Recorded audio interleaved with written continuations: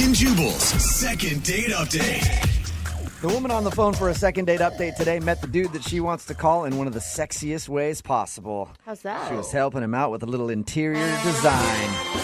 That's right. You think interior design is sexy? So sexy. Oh. You know what? I think this room needs a complete rehaul. We need to strip down the walls all the way to the studs. Don't you think?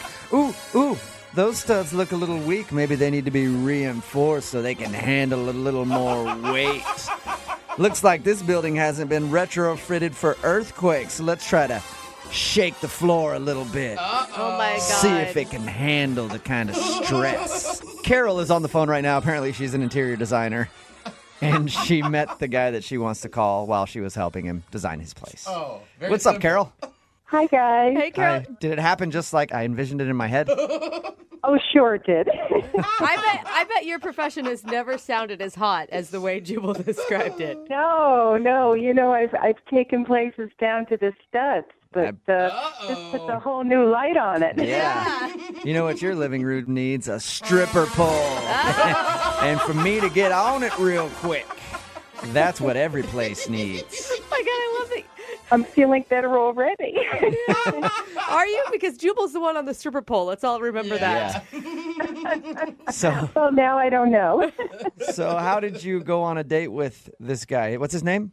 Well, his name is Ken. Ken. And he called my business, and he wanted me to come to do a consultation on his new interior design layout for his condo. Oh. Okay. So this is routine for me, and I made an appointment. And I went to his place, and he opened the door. And as soon as he opened the door, I felt this instant attraction. So you're like, I had no idea he was going to be hot. How do I do my job now? Yeah, well, hello, Ken. Let me enter your condo. It really threw me. I mean, but I'm a professional, and I went in. The whole time you're just like, this place needs air conditioning because I am burning up, Ken. And he's like, it's actually pretty cool in here. I don't know what you're talking about. All right. Did Ken give you any indication in the very beginning that he was feeling that same chemistry that you were? Not right away, but then as the meeting went on, he brought up something personal, and then I started feeling a vibe. Oh, really? Well, that's good. What did he say? He brought up the fact that he was divorced, and that's why I told him that I was recently single as well. Okay. So he didn't like start crying and lamenting his failed marriage or anything at that point? No. Okay. All right. At the end of the appointment, he actually said that he enjoyed our meeting and he would like to take me to dinner. Nice. Oh, so that is definitely more than just interior design. Yeah, and I usually don't mix work with dating, but this guy was really hot. All right. Carol couldn't help herself. Did you actually go to dinner with him? I did. A couple of days later, we met at his condo, and he told me there was a great little local place. So we walked over, and we had a really nice dinner. And that's kind of a setup for him having to walk you back to his place, too. Yeah, I was a little hesitant about that, but, you know, I had been there for a professional meeting, so I felt it was okay. Okay. Yeah. Yeah. Cautious Carol. So we walked back to his place after dinner, and I told him I had a really nice evening, and I kissed him on the cheek, and then I left. Okay, so you guys didn't kiss on the lips or do more than that? No. Okay. Yeah, I'm sorry. Look at- she's That's ridiculous for blushing. me to think. I apologize for asking the question. I just wanted to make sure. And were there any awkward moments during your guys' dinner or date? I've been thinking about that, and maybe I was talking too much about my divorce and my ex-husband, maybe more than I should have. Yeah, I would say at all. At all. Yeah, I wouldn't bring that up at all. Was he talking about his too? He talked about it a little, so I felt that I could as well, but maybe I just went too far. Is your talk about your divorce like, hey, we split up amicably and now we're friends? Or is it, I hate that mother? It wasn't really either of those. I mean, I just talked about it, and maybe for about a half an hour. Oh, That's Carol. a long time to focus on your divorce during a date. Carol, were you in it and thinking, how do I stop myself? He was asking questions, so I was just answering. And I didn't think I was doing anything wrong because he seemed curious. So I continued the conversation. All right, and how long has it been since you've talked to him? 2 weeks. Yeah. 2 weeks. And are you interested in calling him for a second date, or you're just upset because he hasn't called you back to finish decorating his place? Both. Both.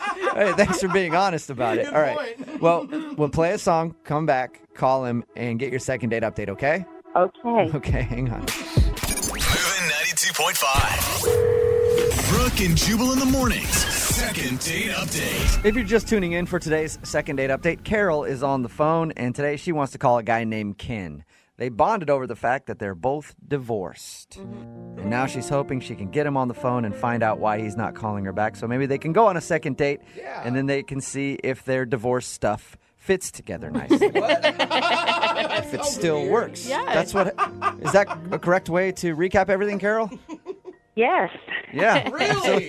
So, sometimes you're divorced and you don't know if things are working correctly after a few years. So you guys want to check it out and make sure that everything is still in working order because Wait, the now- equipment hasn't been used in a while. I'm That's assuming. not what I didn't know you were talking about You were that. plotting it, Brooke. Oh, I yeah, thought you were you talking about, the emotional baggage and, No. No, and I'm how just- you create a healthy relationship the next time. No, not at all. I was just talking about mashing up things and seeing if everything works Oh, right. like it used to. It will be interesting to see if that does happen. It will be, yeah. All right, Carol. I'm about to dial his phone number and get him on the phone. Let me just refresh everybody's memory. You met him because he hired you as an interior designer for his new condo, and you guys went to dinner, but you feel like maybe you talked a little bit too much about your divorce during your date, and that's why he's not calling you back. I think that may be it. Maybe he's just not ready to date yet. Yeah, that's true. Maybe. Well, let's find out. I'm going to dial his phone number right now and see if we can get you an answer, okay? Great. Okay.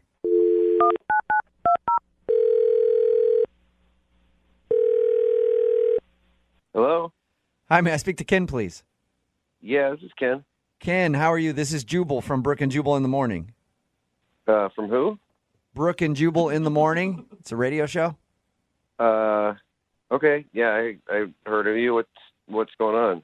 Well, we're calling people today doing a survey, asking a little bit about our listening audience. Can you answer a few questions for me real quick? You're so dumb. Yeah, real quick. Okay. How old are you? What? No. That is not appropriate. 43. 43. Okay. Have you ever been divorced before? Yeah. Wait, what? Yeah. Cool. Have you recently gone out on a date with a girl named Carol who's also divorced? What's going on here? Oh, God. Sorry, man. I don't know how much you know about our show, but have you ever heard a second date update? No. No. Okay. Well, what that is it's where if you go out on a date with someone and then not call them back after they email us to see if we can get you on the phone and ask why. So Carol actually emailed us about you. And she told us how you hired her to decorate your place, and then you ended up taking her out for dinner, and now you're not calling her back.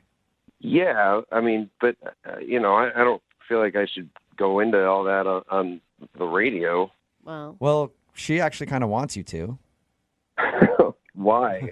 because she liked you, and she wants to know what the reason is. Did she do something wrong on the date? I mean, it was just kind of strange, and I don't know, probably embarrassing for her, so I really don't want to get into it. oh. Well, if you're saying that it's something that's going to embarrass her, she's prepared to be embarrassed. I mean, she's the one that emailed us to do this segment, so. Yeah, but I mean, she told me. I don't know if she would want me telling everybody who's listening to this. Well, that's kind of the deal when you do this. We tell you beforehand, like, you have to be willing to air whatever dirty laundry it is, and you have to be willing to hear something that might be embarrassing, so she knows. She's totally clueless. Okay.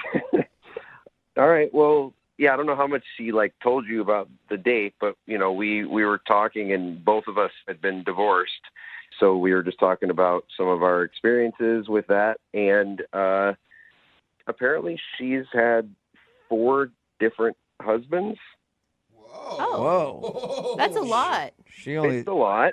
yeah, Well, I mean, she only told us about one divorce, or at least made it sound like she only had one divorce. Yeah.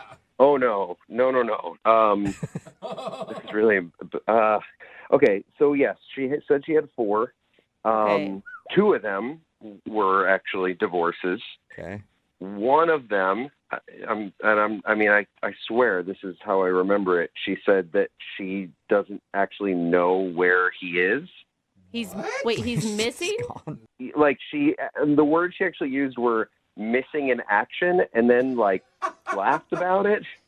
So wait, it wasn't like a legit military thing. I don't think so. I mean, if it was a military thing, I don't think she would have laughed. I mean, she laughed. Like, she doesn't know where he is, and she laughed about it. So isn't she, like, technically still married to him?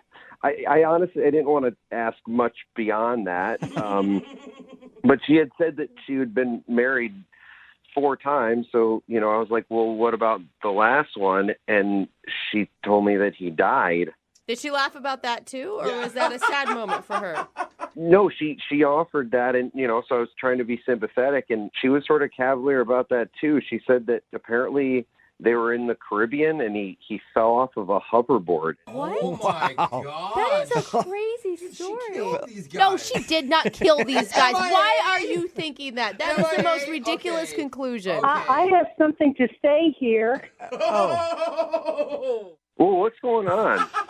Ken, that's Carol. She's actually on the other line listening and wants to talk to you. And apparently she has something to say now. Yes, I do. I do have something to say here. Well, now's your opportunity. Carol, say it. Okay, I don't know where you got the impression that I was being cavalier. I was being honest with you, and if a woman can't be honest, what's the point? True. Well, yeah, no, I mean, I understand. I did feel like I was being sympathetic, but I was kind of taking it off the fact that you were like, you laughed about it, which I thought was kind of weird. No, I did not laugh. I don't even know where you got that from, okay? And I have to tell, I thought we were having a really nice evening, and I felt like you were someone that I could open up to. But it seems like you're being a real jerk about this. Oh. Hold on. No, I'm not being a jerk about this. I mean, I was being really, like I said, I was being really sympathetic with you. But honestly, you started off just telling me you were divorced and then went to tell me you had 4 husbands. You were joking about one that totally disappeared. Oh, no. Did I tell you he was missing in action? Yes. But the police don't even know where he is. So, Oh my God! by missing in action, do you mean he was in the military? No, he played the ukulele. like as He was a... not the person I thought I married. Okay, so he was a ukulele player that just disappeared on you. He wasn't just any ukulele player. He was damn good at it. Okay. He was a professional. And one day he just disappeared. You know how those musicians are. Maybe he just decided to go on the road and, write some songs and stuff. Who knows? I am fascinated by your life right now, Carol. Well, I don't need you to be fascinated. I'm really embarrassed by what's going on here. I don't think you have anything to be embarrassed about, Carol. I mean, a lot of this is out of your control. Missing in action, a freak hoverboard accident. I mean... No, it's not my fault. And my 4 failed marriages had nothing to do with me. And I don't want to get married anymore. I'm done. Okay. I've had enough marriages. Guys, I think what's getting lost in all this is like this came out all on a first date. Yes. Which was a little bit much for me to handle. I mean, Yeah. It started off really friendly, but then we're going into hoverboard accident and disappeared and drinking and laughing and that's not a first date conversation in my opinion. But Ken, you know what? How about you shut up? I think I've heard enough from you today. Whoa, Carol. We still need to... You know what? Carol, I'm sorry, but the way that you're talking right now, like I'm starting to get a sense of maybe what happened to that 3rd husband. You know what, Ken? That's really a stupid remark. And if Hank were alive today, he'd beat you over the head with his ukulele. Wait a minute, I thought you said you didn't know what happened to him. I don't. I'm just assuming that he's dead because I haven't heard from him in years. Okay. All right, guys. Clearly, I am not the crazy one here. Am I alone on this now? I think you are. I will never say anything mean against Carol ever. I think Jubal is making a wise choice. Ken, would you like to go out with Carol one more time on a second date? We will pay for it. No, I mean the thought of even possibly being missing or dead husband number 5 is a terrifying thought. I don't want to go anywhere near that. You know what, Ken? I didn't even want to go out on another date with you now that I've heard all this. And you can cancel our interior design contract because Oh, no. I am done. Oh. Okay, I don't want you back in my house. At least everybody agrees. Yeah. I wouldn't even go in your place anymore. And for your information, that color palette you had was tackier than the jacket you wore when we went out to dinner. Oh, damn. Oh, Interior she got design. you. Yeah. Boom. Brooke and Jubal in the morning. Text in at 78592 says, did she just admit to murder on the radio? And talking about today's second date update, Carol wanted to call a dude named Ken. They went out on a date, and she was talking about her ex. Her exes, we came to find out when we got him on the phone. She said 4 husbands, 2 normal divorces. The other 2 kind of disappeared. We don't know. Very mysteriously. Yeah. Well, one died. Actually, did die. we She knows confirmed he's that. dead. And the other one was like, I don't know how he disappeared. So Ken was a little nervous about continuing a relationship with her. We do have a possible sighting of the ukulele player, though. Really? Yeah, someone said that there's a player that wanders around my town. Maybe it's her Yeah. ex-husband. She said that one of her ex-husbands played the ukulele, and he was a professional, and he just took off and had never been heard from again. And that's where he was like, did he take off or did he disappear at the hands of you? Well. So there you go. Thanks for the hot tip on that. We'll investigate. Yes. Remember, if you want to do a second date update, all you have to do is email the show, and we will call the person who didn't call you back. Brooke and Jubal's second date update. Bad friends will just tell you what you want to hear. Good friends true. will be truthful with you. Yeah. Which is why I don't have any good friends, because I don't want to know the truth about myself. Okay. And Mark, who is on the phone for a second date update today, apparently has some good friends who are very truthful with him about his dating life. And he says that helped him. Apparently, he tried to change something in his dating life recently, and he went out with a woman, and now he's not getting a call back from her. What's up, Mark? How are you? How's it going? Pretty good. So what did your friends tell you? Well, I've been single for a while. I haven't really had like a serious girlfriend. And, they told me I tend to kind of talk about myself a little too much and dominate the conversation. Uh-huh. I feel that already. Right. Well, thanks. Yeah, stop talking about yourself. Jeez, man. I know we're asking you questions about yourself, but whatever. Yeah, I'm still too self-centered even on this show. Right. What did they say to do to fix it? Well, they thought that if I made a little brochure, I could hand the girl when I meet her, and then she could kind of read it with some bullet points about me that maybe that would take the pressure off. Were they serious about that? That's kind of funny. They were. So, my name's Mark, so I made it, it's called Mark in a Minute.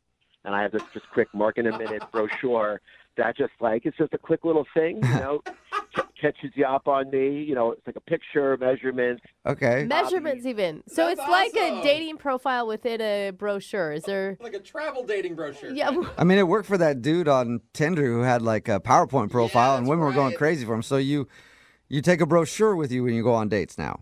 Right. So, it talks about like my hobbies and things like, broken down seasonally, the different things I like to do. Isn't that awkward, though, just sitting there while she reads it and you're just staring at her while she reads about you? Like, Exactly. You would think that. But when we met up, I went to get a couple drinks. So I handed her the brochure and so she could kind of read it while I was getting drinks. Oh, that's nice. So you're not sitting across the table while she reads the brochure of Mark. Yeah. Right. No, we're using our time wisely here, wait, Nice. what was her reaction when you handed her a brochure, oh, Mark? I think she found it very helpful. She didn't seem weirded out at all. She liked it. And then, we were able to focus more on her as we were talking and stuff, because that I really did feel like it relieved the pressure. I think more people should do that on dates. Wow. You could have given her a brochure. She could have given you a brochure. No need to even be there over half an hour. And then Yeah. you could go do whatever else you have to do. You're like, Make dating "Ooh, so much more streamlined. It says here Yeah. you're vegan. I can't. I'm sorry. Glad we did this right away, though. What's so her what name, by is- the way? Her name's Elizabeth. Okay, can I just step in and say I think this is a horrible idea, and apparently I'm the only one? Really? Yes, I think it's cheesy. Like, why wouldn't you, if you talk too much about yourself, your friend should have just told you, hey, Mark, shut up and ask some questions about the person you're out with. Well, that's easier said than done. Like, I've tried doing that, but I have trouble holding back. Like, I want to talk about what's up in my life. So, Okay. So you just can't hold back from talking about yourself. Okay. And How did the date go other than your brochure? Was it good? Well, I thought it went really well. You know, we were hitting it off, and she was laughing at my jokes, and she was talking about her life. But then she had to meet up with a friend, so it didn't, it kind of got cut short a little bit. Did you believe that, Mark? Did you believe that she really needed I to did, meet up? and she took the brochure with her, I will say. Yeah, because I'm telling you, she's going to show that to all her friends because that is ridiculous. No, or maybe she wants to make one up, and she's just going to copy my work. I don't think Possibly. so, Mark. I just don't. Huh. No, honestly, I think she took it because she was interested, and she wanted to kind of look over it more when she got home, and it has all my contact info in there too. So I think that she was interested. Okay, but you haven't heard from her. No, I haven't. But that's why I kind of need you guys to help All right. out. And have you called her? I've texted her, and I haven't gotten any response. Okay. And what's your theory why she's not calling you back? Well, at one point, she did kind of use my brochure as a coaster, so maybe some of my info got kind of smudged. Okay, but she has your number because you texted her, so there goes that theory. Oh, Mark. Right, okay. Yeah, all right. Just trying to figure it out for you, Mark. It could just be that you're still not a very good listener and that you made the date too much about you. I mean, when you come with a brochure of yourself, it's not really making it less about you. I'm sorry, what were you saying? No, I'm serious. I am a good listener, I swear, I am. Okay. But the brochure really did make me, it made it easier for me to listen, and I know it was the right move. I was Okay. able to just get it out of the open right away, and then she was able to talk about herself. It was perfect. Makes All right. sense. Well, we'll see if she felt the same. We'll play a song, and then we'll come back and call her and get your second date update, all right? Okay, thank you. Yeah, man, hang on. Moving 92.5. Brooke and Jubal in the mornings. Second date update. Right in the middle of a second date update, and Mark is on the phone today. He wants us to call a girl named Elizabeth. Apparently, they met on an app, and they went out to a bar, and Mark actually presented her with a brochure about himself because his friends told him that they think he's not successful at dating because he talks about himself too much. The interesting thing is, we talked to Mark about his date, and I just realized we didn't really learn very much about her. We mostly learned about Mark. In that good first point. segment. We know nothing about her. Yeah, Mark, That's true. give us one thing about Elizabeth. What's her hair color?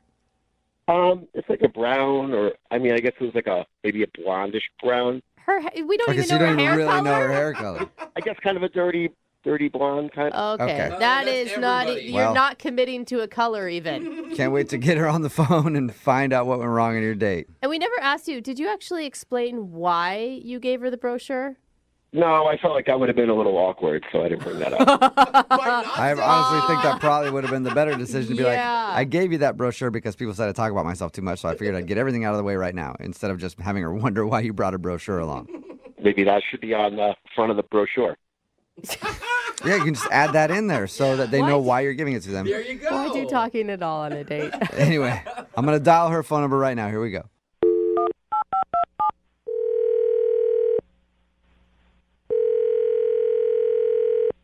Hello?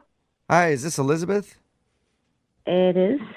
Hey, Elizabeth, how are you? This is Jubal from Brooke and Jubal in the Morning. It's a radio show. Hi. Hi. Have you ever heard of it before?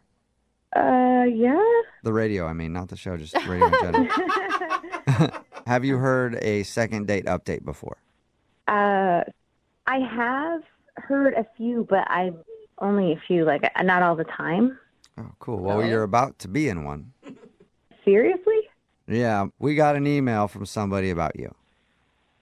Oh boy. Okay. His name is Mark, and you might have a brochure from him laying around your house right now. Oh boy. Yeah, I do. Oh my God. That is the weirdest thing. I mean, I meet a lot of people on dating apps, and like some people are just special Okay. and like different, and so yeah. Yeah, we talked to Mark, and he said that he's really upset that you're not calling him back. He did tell us how he showed up to your date with a brochure that was all about him. Yeah. What'd you think about the brochure? I thought it was very thoughtful, but also very strange. Okay, A yeah. little bit of both. Sure. You didn't like what you saw? There's a whole lot of information in there. I mean, like, I know that he likes to play soccer in the fall and then, like, board games in the winter. Fun. his GPA's on there for some reason. I don't even remember what it is, but GPA. Oh my God. It's like you almost got like a resume essentially for your date. it was like an audition, yeah, almost. Okay. I mean, Yeah. did you find some humor in it? I mean, like, I thought it was funny. I don't know if it was intentional or not to be funny, but it was funny. I mean, I thought it was clever. Were you able to move past it and have a good time with him? I mean, we had good conversation after that, but there was a part where the conversation started to peter out. And so he got uncomfortable, I got uncomfortable, and so then he just grabbed the pamphlet and he said, okay, so, let's play a game. I'm going to test you on, like, how much you know about me. What? Like a pop quiz? No. Yeah, and I have test anxiety anyhow, but this is like ridiculous. He's testing you on the brochure that he took that's about himself. Yeah, it was like a half hour. Oh, No, wow. wait, it wasn't a joke? It was not a joke. He told me it was going to be a lot of fun, and so I said, I don't really know.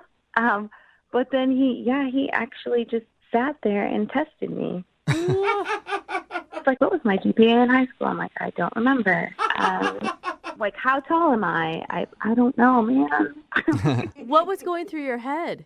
It's a lot of pressure. Like, I think he expected me just to absorb everything about him, and I didn't. And then the conversation became like all about him, really, because he's asking me all these questions about himself. That's funny because there is a specific reason that he does that brochure thing. Yeah. Why does he do it? Well, I don't want to tell you. I'll just let him tell you because he's actually on the other line listening and wants to talk to you. Oh, right. Yeah. Mm-hmm. Yeah. Hey, Elizabeth, how you doing? Hi.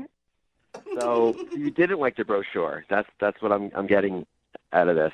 No. That's... I'm sorry, Mark. I didn't know that you were going to be on the phone, so this is kind of like awkward for me right now. Right. I mean, I don't know what to tell you. Like, I made this brochure because my friends told me I just kind of talk about myself too much, and I just wanted the focus to be on you, you know? Okay. I hope but you when you understand. grab the pamphlet and test me on it, that's not getting to know me. What? Yeah. And you didn't pass on the test. What?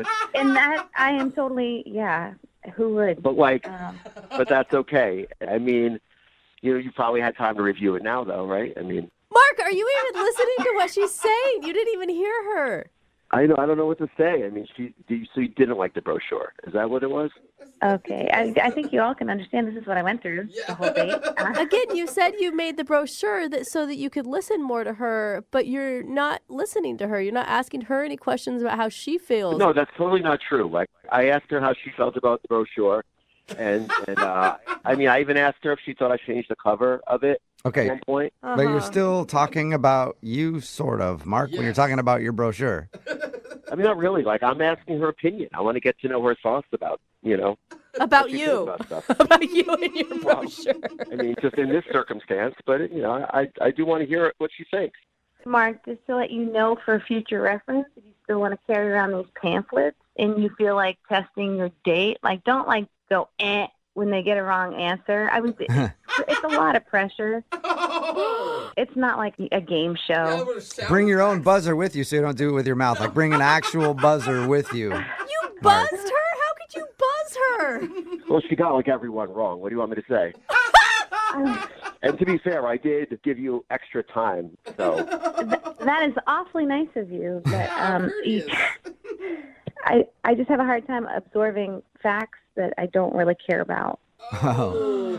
All right. Well, That's not meant to be mean. Really, it's not. I just don't care about your GPA, honestly. Yeah, right? Mark, I think you are better off dating yourself at this rate. Yeah. Well, I mean, I've read the brochure already. I don't need it. It's not Oh, for my me. goodness. Dude. you've lived the brochure, Mark. Elizabeth, would you like to go on a second date with Mark? We will pay for it. Ooh. I don't think that's well, I mean, you answer. You're very interesting and fun, but I just don't think that I'm as fun and interesting as you. So I'm going to say no. Aw. That was the kindest letdown you could have gotten, Mark. Very well said. So I guess that's a no. He's not Yeah, I think listening. so, Mark. Were you even paying attention? I understand she said no, but I just can't help but think that, my friend thought of this brochure idea. I mean, I kind of liked it, but it kind of feels like it backfired on me. I mean, do you think I should still be doing the brochure? Absolutely. No. Absolutely. No. I want to do more second date updates with you just to see how it goes. All right. Well, if you guys think it's a good idea, I'll keep doing it. Yep. Everybody is in agreement. Great idea. Keep it up, Mark. Good luck, man. Okay, thank you. Thank you. Brooke and Jubal in the morning. Text in at 78592 says, I would have left as soon as the buzzer sound started. 'Cause I'm on a date, not a game show. Yeah. It's Brooke and Jubal in the morning talking about today's second date update. If you missed it, Mark wanted to call Elizabeth. They went out, they met at a bar, and he actually made a brochure for himself to tell her everything about Mark because apparently his friends told him that they think he's not really successful in the dating world because he talks about himself too much. So he made up a brochure to give to anybody that he goes out with so they can learn a little bit about him, and then that way he can just continue to focus on them since now they've got all the facts about Mark right in the palm of their hand. And it didn't work very well because they ran out of a conversation at some point, and then he just started quizzing her on the brochure about himself. So once again, the conversation became him. It just dawned on me. Were his friends trolling him? Probably. Do you know what I mean? Like, they're like, oh my God, we told him to do a brochure and he went through with it. Yeah. Like, what was he thinking? I would think so. And then How does he have friends, by the way? apparently, Everybody deserves friends, no Jose. idea. Apparently, when he was quizzing her, he started buzzing her when she'd give a wrong answer on the brochure. Apparently, she got every answer wrong, Yeah, which was a big turnoff for him. right, because she didn't know all about Mark, and Mark apparently wants everybody to know all about Mark all the time. Does anybody else in this room kind of want a copy of the brochure, though? I do. I really Yeah. want to see it. I think I you could know. I think the brochure thing could work if you made it funny. Like, I think if you didn't take it as seriously There as was he did, no it could actually humor be in what he was doing. I know though. he did it way Yeah. too serious, is what I'm saying. Right. He was literally like a timeshare salesman See, most people for himself. are just very intrigued with the brochure. Somebody texted in at 78592 and just says, I want to know what paper and print quality that of is his a good pamphlet he question. used. Was it cardstock or trifold? I don't know. Glossy stuff. And we Yeah. didn't even ask, like black and white, or did he invest in color? And how much You know? is it to get a brochure? And what kind of graphic design artist did he use? Yeah. Did he do it himself or did he hire somebody Yeah. for that? Wow. That could be thousands of dollars by the time he's done. And they decided not to, well, she decided not to go out with him again. Yeah. Yeah. They did not get a second date. So remember, if you want to do a second date update, you want to call the person who's not calling you back, all you have to do is email the show and we will call them for you. Or send us a brochure of Yeah, yourself. send us a Yeah. brochure too about the whole thing. On a scale of 1 to 10, how awkward do you think it would be if you went back to somebody's house that you were like on a first date with and you didn't know they were a parent and there was a kid there? 12? That's kind of what happened to Mike. Mike emailed us. Mike, what's up? How are you? Hey, what's up, guys? Mike's email said that he met this girl, Scarlett, on a dating site. Didn't mention that she had a kid, and then you went back to her place and you found that she was a mom. Right. It's kind of a big thing to leave out of your dating profile. Right. Did you think you were going back to her house to get lucky? I mean, I met him at the beginning of the date, but Oh, okay. It was like when you went to go pick her up or whatever. I see. right. Okay, so tell us a little bit about the date and about Scarlett. I mean, she's awesome. It kind of just freaked me out at the beginning to meet the kid because she said nothing on her profile about having a kid, and then all of a sudden there's this 4-year-old here. Were you upset that she kept that information from you? I mean, yeah, I guess so, but I could kind of understand, she probably, doesn't get a whole lot of dates if she puts that on there, Well, and not to mention that, I mean, it's not her kid that's dating. Right. What'd you do on your date? We just went out to dinner. I had to have her back by 9 for the babysitter. Right. Have you ever dated a mom before? That's first. What did you like most about her? She's got an awesome sense of humor. She's really beautiful. I mean, she's gorgeous. And I felt like I walked away thinking, that girl's great. And, maybe I could look past this whole kid thing. That says a lot to Well, some I don't know guys. if you want to put it that way. Well, It may not be the best way to put it to her. But it's the truth. I mean, that's the way it is when you're a dude and you show up and you're like, oh, she has a kid. Okay, how much do I like her? Did you guys? It's just being honest. Did she talk a lot about being a mother on your date? I mean, a little bit, yeah. She brought him up a couple times. So when you dropped her off, how did the date end? She gave me a hug. Did everything seem cool? Like it seemed like she wanted to go out again? It felt like we had a good connection, yeah. I thought that we would have had a second one. Yeah. I mean, she's gorgeous. So it's like, I really wanted to connect with her. She's beautiful, so by the end of the date, you were ready to be a dad. Yeah, exactly. I mean, yeah. Is there any? Yeah, basically you're right, Lydia. Is there anything that happened on the date that you think went wrong and she wouldn't want to go out with you again? I mean, I can't really think of anything except for the fact that when we were at her house, just getting to know each other, I asked for a glass of water, and I don't know if I was nervous or whatever, but it slipped out of my hands and it cracked on the kitchen floor. Oh. And she was super cool about it, but I don't know. The only thing you can think of is you broke a glass. I felt like an idiot. I felt like a klutz. How dare you? Breaking dishes? Enter a single mother's house and then ruin her dishes like that. I don't know. I have trouble thinking that would be that big of an issue. Yeah, especially with a kid. I mean, they break everything. All right. Yeah.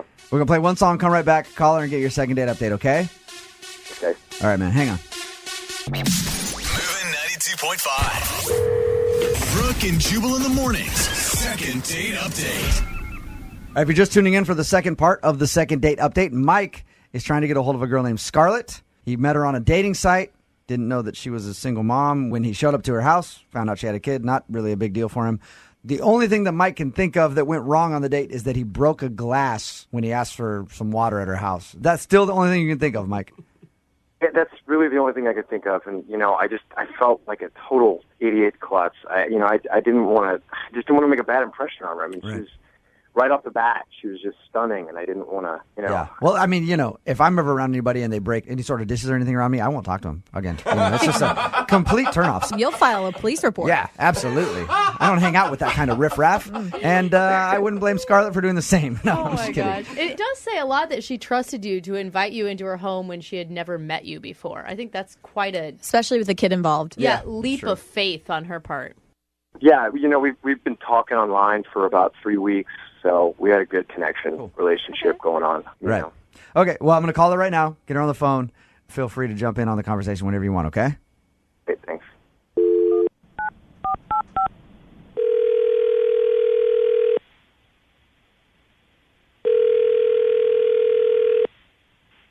Hello, Can I speak to Scarlett, please?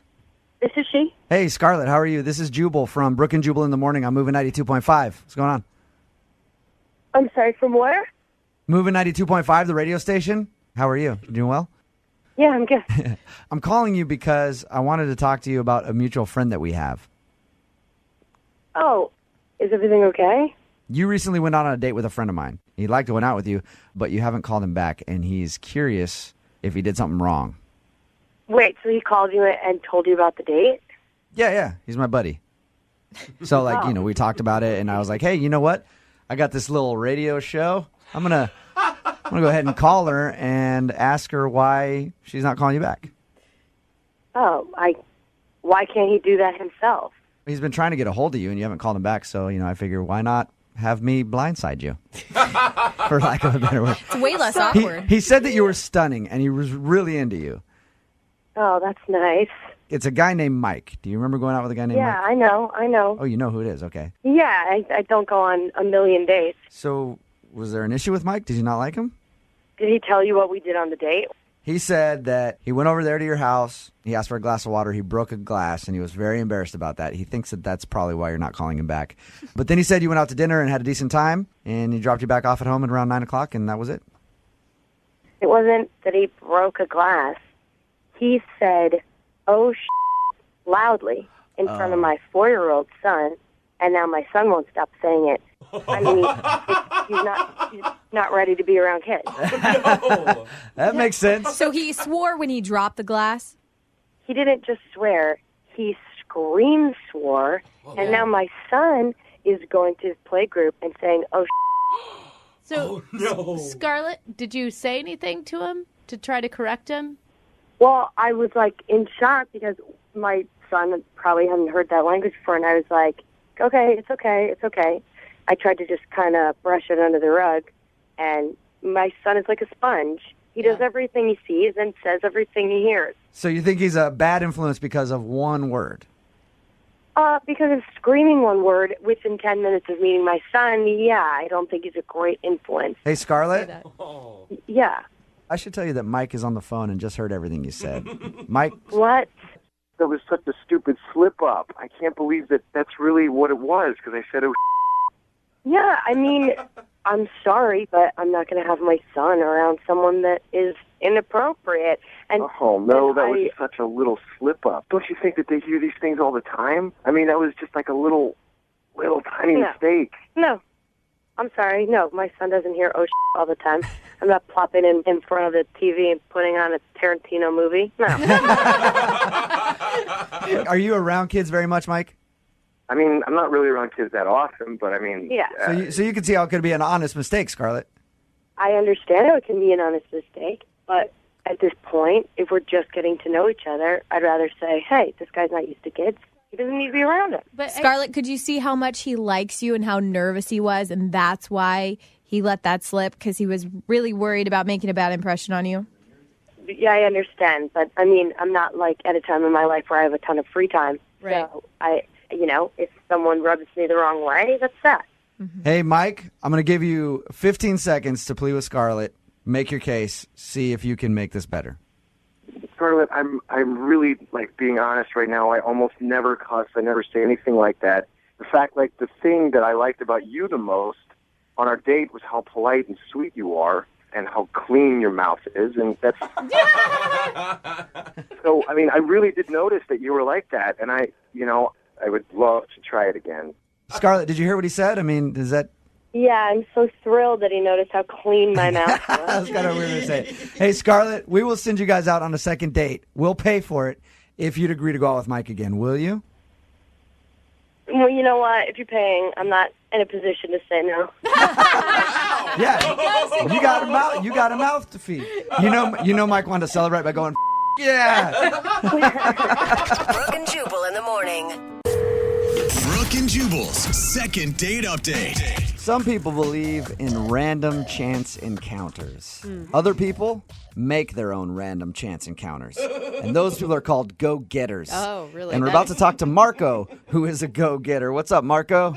Hey, what's going on, guys? I feel Not like much. I really, I enjoyed reading your email, and I love the creativity in how you got your date.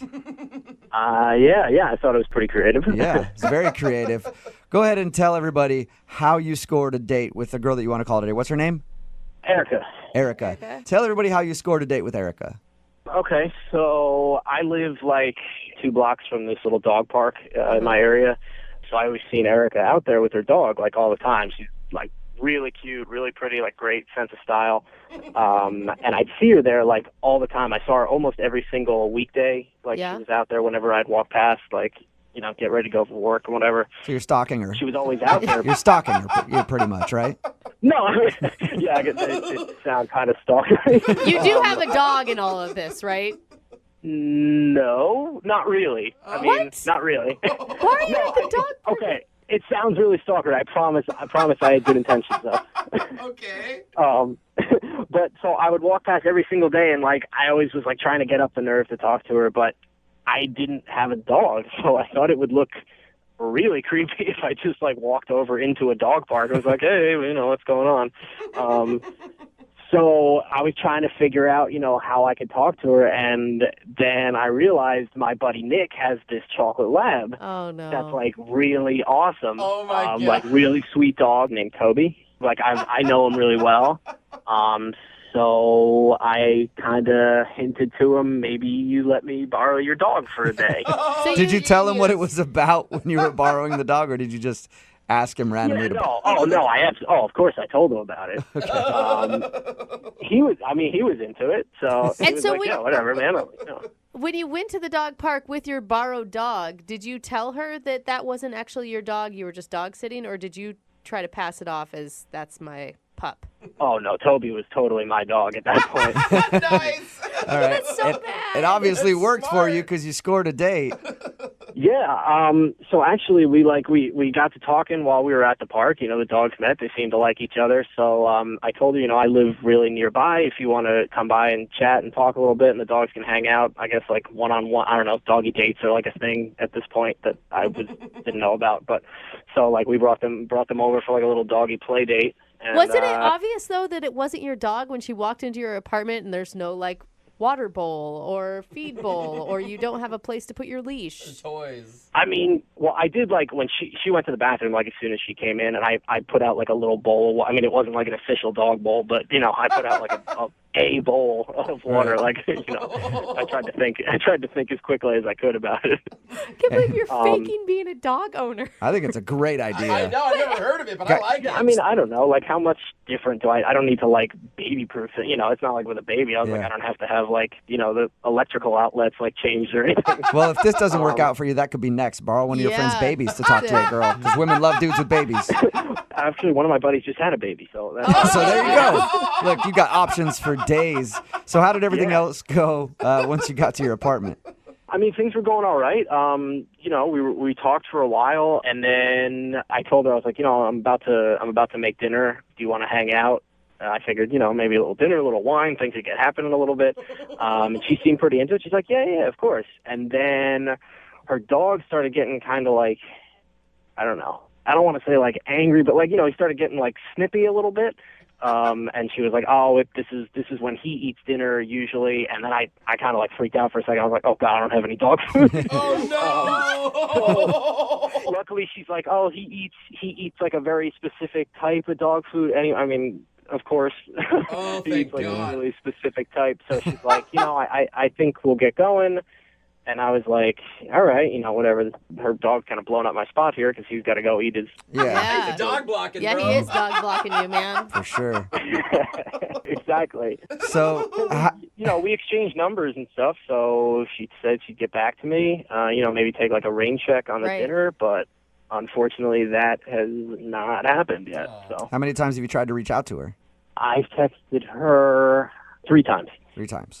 At some point in the future, you're going to have to come clean about the dog lie. Like, you can't keep hanging out with her and every time going to borrow the chocolate lab before you go pick her up for a date.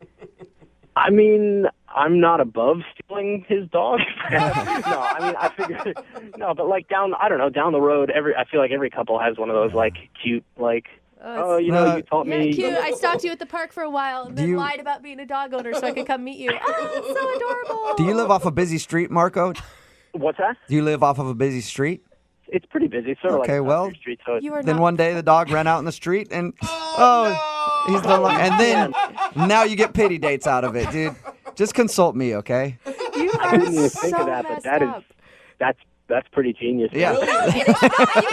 All right. Well, you haven't heard anything from her at all since she left your house. Okay. And have you seen her at the park while you've been walking by? No, that's the other weird thing. Like, she was there like almost every weekday, and now like I haven't seen her. It's been like a week and a half maybe, and I haven't seen her at all. All right.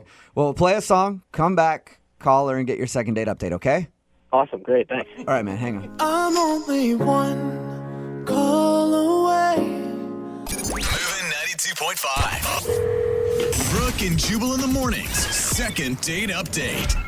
We're right in the middle of a second date update, and if you're just tuning in, Marco is on the phone. Marco had a very creative way to meet the girl that he went on a date with. Mm-hmm. He borrowed his friend's dog so that he could talk to her at the dog park. Apparently, he lives by a dog park. He's seen her there before, but he doesn't have a dog, and he's like, how do I go into this dog park without a dog and not be a creep? So he borrowed his friend's dog. They talked for a while, went back to his apartment. While the dogs played, he was going to make her dinner, and then she said, I have to leave because my dog's getting antsy and he needs his special food at home. She left, walked out the door, and he hasn't talked to her since. All right, Marco, you ready for your second date update? Yeah, definitely. I think she called you out on your lie. Why didn't you just tell her you were dog sitting? Maybe in hindsight that might have been a little better idea, but I wanted to, she's a dog owner, I'm a dog, I thought it would be the best. I like how you just almost called yourself a dog owner. She's a dog owner. I'm sort of a dog owner. I'm a dog borrower. It's not a lie if you believe it. That's true. That is very true. All right, man. I'm going to dial her phone number right now and get her on the phone and find out why she's not calling you back. All right, awesome. Here we go.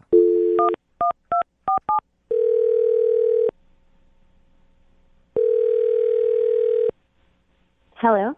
Hi, is this Erica? Yes. Hi, Erica. My name is Jubal, and I host a radio show, Brooke and Jubal in the Morning. Have you heard of it? What? Who is this? My name is Jubal.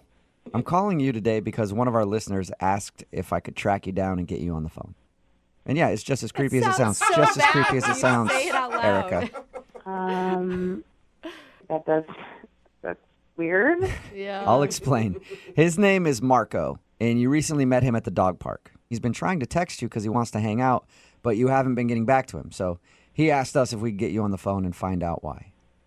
Oh my gosh, really? He called a radio station? Yes. Tried to track me down? Mm-hmm. That's really cute. Do you like Marco? Well, yeah, if I'm being honest, I really, really liked him. I sort of just don't want to seem like overeager, like I like him too much, because he's kind of like my dream guy. What? Why are you calling him back then, you silly girl? I'm actually just hoping that it sort of happens like organically and we naturally just like run into each other at the dog park again. But it hasn't happened yet. So Weird. I wonder why. I wonder why you guys haven't been able to meet up at the dog park. I mean, he's probably always there with his dog. Was the dog's name Toby? Toby, yeah. Yeah. No, I don't know. I haven't seen him at all. Strange. No, he was super sweet and he just seemed like so nice. Oh, yeah. That's cool when like two dog owners can find each other. I've always thought that was really cool because you guys have like a common interest. Oh my gosh, I know. I'm obsessed with dogs. I love them, and it always just like touches me when a guy really like is sweet to animals. I think that just says a lot about them, and like he really seemed to love Toby. So that was. Is that like the number one thing that you like about him? Is his responsibility and? Honestly, the number one thing that I really liked was just that he seemed so honest, and I've dated so many guys before that have turned out to be total liars and bags, and I just feel like you can't trust a lot of guys these days, and he just seemed so trustworthy and just so sweet. But like I said, I do not want to be the overeager, like the eager beaver. I don't want to drive him away with like being like a little schoolgirl weirdo. All right. And you don't want him to know that you feel that way about him just yet. No. We need to like ease into that and get to know each other. And Well, you're going to have to ease into it a little faster because he's actually on the other line listening to this conversation and would like to talk to you. What? Yeah. No, guys. Marco? Hey. Hey, Erica. Oh my god. I'm so embarrassed. No, don't be embarrassed. That's No, like I the probably sweetest sound thing like I've like a little- ever heard before. Oh my god. You probably think I am totally psycho. No, not at all. Not at all. I thought it was like the nicest thing anyone's ever said about me. Oh my god, I can't believe this is happening. Well, it's good to hear you again. It's good to hear you. I'm sorry I didn't text. I know I should have responded. I just didn't want to like push it or whatever, but I've been wanting to respond. No, it's okay. Don't worry about it. I totally get it. I mean, I'm sorry I kept texting you. I just really wanted to see you again. I thought we had like I had a really great time. I was hoping you had a really Oh my great god, time. no, It seemed like you it was so much fun. I did too. I've actually been at the dog park like hoping that I'd run into you. Yeah, I was hoping to bump into you too, but I don't. I guess maybe we just weren't there at the same time. Yeah, okay. Well, why don't we get together? Like, I don't know, today? Bring Toby, and I'll bring Butters, and we can head over there. What do you think, Marco? Like, you guys both obviously like each other a lot. Why is it taking you so long to say yes? Marco? It's a bad day. I could do tomorrow. Tomorrow's good for me, too. No, today's kind of the. It's not just kind of the whole week has kind of been a little bad. No. Marco, you have to tell her. Tell me what? So Toby's not really with us anymore. Oh my god. What? Are you serious? What does that mean? I don't mean to laugh. I mean, I don't really want to talk like specifics about it, but there was an accident. Oh, come on, Marco. Marco, You can't do what that. are you doing, man? Oh my gosh, what happened? Oh no. You're Marco. gonna make her cry. Come on. All right. Okay. God, just give me a minute. Let me talk to her for a second. Oh my god. Wait, what's going on? Is he okay? Are you okay? Yeah, no, I'm fine. Oh, yeah, Marco's perfectly fine, Erica.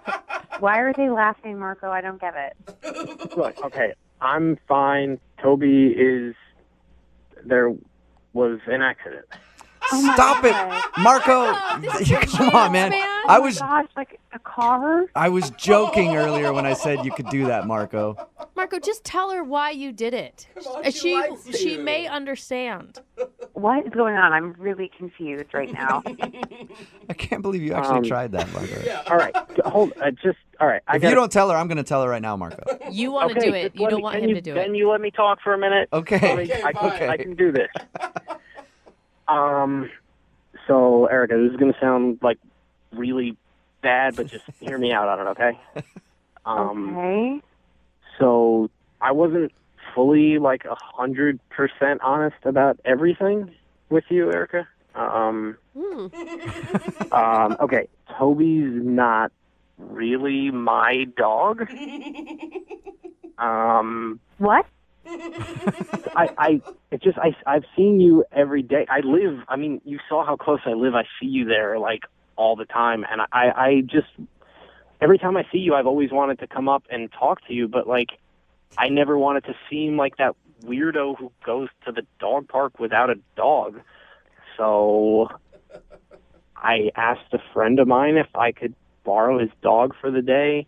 I know, even saying it, it sounds really weird, but I promise, my heart was in the right place. I wanted to talk to you, and I'm not really good with, openers, I guess. I thought, this could be a good icebreaker, Wait, okay.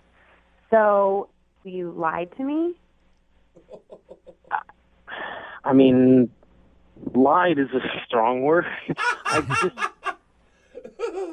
I really wanted to meet you, and I thought this might be the easiest way. I'm really sorry if this bothers you a lot, but I wanted to talk to you, and I didn't really have the guts to just, you're beautiful. I don't know, just seeing the way you interacted with Butters, I was like, this chick seems awesome. I really wanted to talk to you, and I didn't have the guts to do it. Erica, that's so cute. You got to give him a second chance. Remember, he did try to tell you the dog died. I know, but still. I panicked about that. Yeah, you did. Just a little bit. I didn't know what else to say. He's kind of an idiot, but he's an adorable one. Yeah, give him another shot. Okay, I'm just trying to get this straight. So you just borrowed Toby. Is that even his name? No, yeah, his name's really Toby. Okay, so that's everything else was true except the part that he was mine. Okay, so you just borrowed Toby to meet me because you kept seeing me? Well, that's actually really sweet. That's a lot of trouble to just meet me. Yeah, see? Yeah. Well, it was worth it. After the night we spent together, hanging out and just talking, I wish it had been, under 100% truthful situation, but, Hey, Erica, think about it this way. At least he borrowed the dog from a friend and didn't steal somebody else's dog to meet you. It's a silver lining. What a romantic. Yeah. It is very sweet. It's Yeah. really, I've never had a guy go through this whole, backstory, and I've definitely never had a guy borrow a pet to meet me. Well, Erica, would you like to go out with Marco again on a second date? We'll pay for it. Yeah, I would. Yes. Congratulations, Marco. So relieved. You got a second date. Awesome. Oh, my God, that's so great. I'm so happy. Marco, don't go borrow a friend's cat before the next date. Oh, I got a cat now, too. I was thinking about bringing a ferret to dinner. But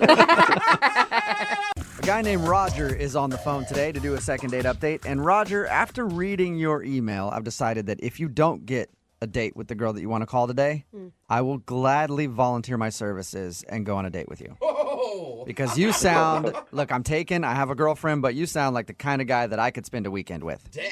Wow. Definitely. Well, I'll keep that in mind, but I don't know if you're my type. Well, You're a smart man, We'll Roger. see. You're a smart man. I've changed a lot of people's opinions about me over my time on this planet, Roger. Maybe you and I can. Maybe Anyway, if you could give me some concert tickets, I don't know. let's get into your date, though. Tell us about the girl that you want to call today. Well, her name's Monica. I met her a couple weeks ago. I was out at a cocktail bar with one of my friends, and we were drinking, and he had to leave early. Mm-hmm. But I saw that the cocktail waitress, she was smoking hot. So, I decided to stay for a little bit, have a couple of drinks, over tip, get her attention. Yeah, because I'm sure she never gets that ever as a hot cocktail waitress. You never know. Yeah. So we started having the best conversation ever. We started talking about sitcoms that we wish would come back on television. Oh, that's a good icebreaker. Yeah, It was amazing. I hope they remake Golden Girls because that was one of my favorite shows. I'd love to see a remake of Golden Girls. Yes, Blanche was so hot. All right, do we need to do the second date update, or can we just have this conversation now? No, we'll stay focused. All right. All right. Yeah, you're going to have a hard time doing that, Roger, but Way good to luck. be boring, Roger. Yeah. Yeah, but no, we had a great time. It was an amazing conversation. We actually closed down the place. Wow, I stayed with it to closing. Yeah. Well, okay, so how long did you stay? Because I've been in the situation where you're having drinks with a friend, they leave, and then you hang out at the bar for a little while, make friends with the staff. But there gets to be a point where it's an okay amount of time for you to be there by yourself, and then there's a point where you've been there way too long, and now you're the creepy dude. No, it was only 2 hours. I wasn't there till the sun rose or anything like that. It was just 2 hours. Okay. And was this your date, or did you ask her out on a real date after this? Well, we just met. This was open and gamut. But, the conversation was going well. We were joking around. So I asked her out on a real date. Okay. And what'd you guys do for your date? We didn't get to go out on a date. She wouldn't go on that date with me. Why? Was she busy or something? She didn't feel comfortable with the date suggestion I came up with. I suggested somewhat of an extravagant date. Like a helicopter ride? No. I had a little bit to drink, so I probably shouldn't have asked this, but I asked her to take a trip with me to the Mediterranean. Whoa! What? Wait, did you just say Mediterranean for a first date? Whoa! Yeah, absolutely. Oh my God! And that's why I was saying that if you can't go out with her on a second date, I will gladly go to the Mediterranean with you. Gold digger. There's no shame in my game. There's no shame in mine either. That's why I asked. You never know until you ask. Yeah. So wait, did you already have a trip planned and you were going solo and you needed a partner, or were you just going to go buy tickets on a whim for both of you? Tickets on the whim, It's nothing like spontaneity. Wow. And did she say no to that, or did she think about it? At first, she thought I was joking, but I was serious. So if she would have said yes, you would have literally bought tickets to the Mediterranean and taken her on vacation with you. Absolutely. We'll be on the beach in Malta right now. Dang, Wow. You honestly think it's a good idea for a woman who just met a stranger at a bar to agree to go halfway across the world alone with him? I don't see a problem in it. No. Well, What should I do? Take her on the first date and invite her out for beers? Every guy does that. Yeah, I don't know. It's definitely a way to set yourself apart. Yeah. So she obviously said no to that. Yeah, she said no. yeah. She said no, and I haven't heard or spoken to her since. She hasn't returned my texts or my voicemails or anything. Oh, weird. I would be totally freaked out by you. Yeah, but not ghost him. Yeah, you're moving way too fast, way too quick. If we're talking Mediterranean the first time we meet, it's going to be marriage and babies by the third date. I just believe life is to be lived. I have some family members that left me pretty well off. Oh. And, I want to enjoy it with someone. I don't see the problem in it. Okay. Well, I've never dated a rich man, so Yeah. maybe that's the problem. I never said rich. I'm way past that. Whoa. Again, man, you're just making yourself just more appealing to me. You got to stop this, Roger. There's rich and then there's wealthy. Oh my God. So you've tried to call her a bunch and she hasn't returned any of your phone calls at all?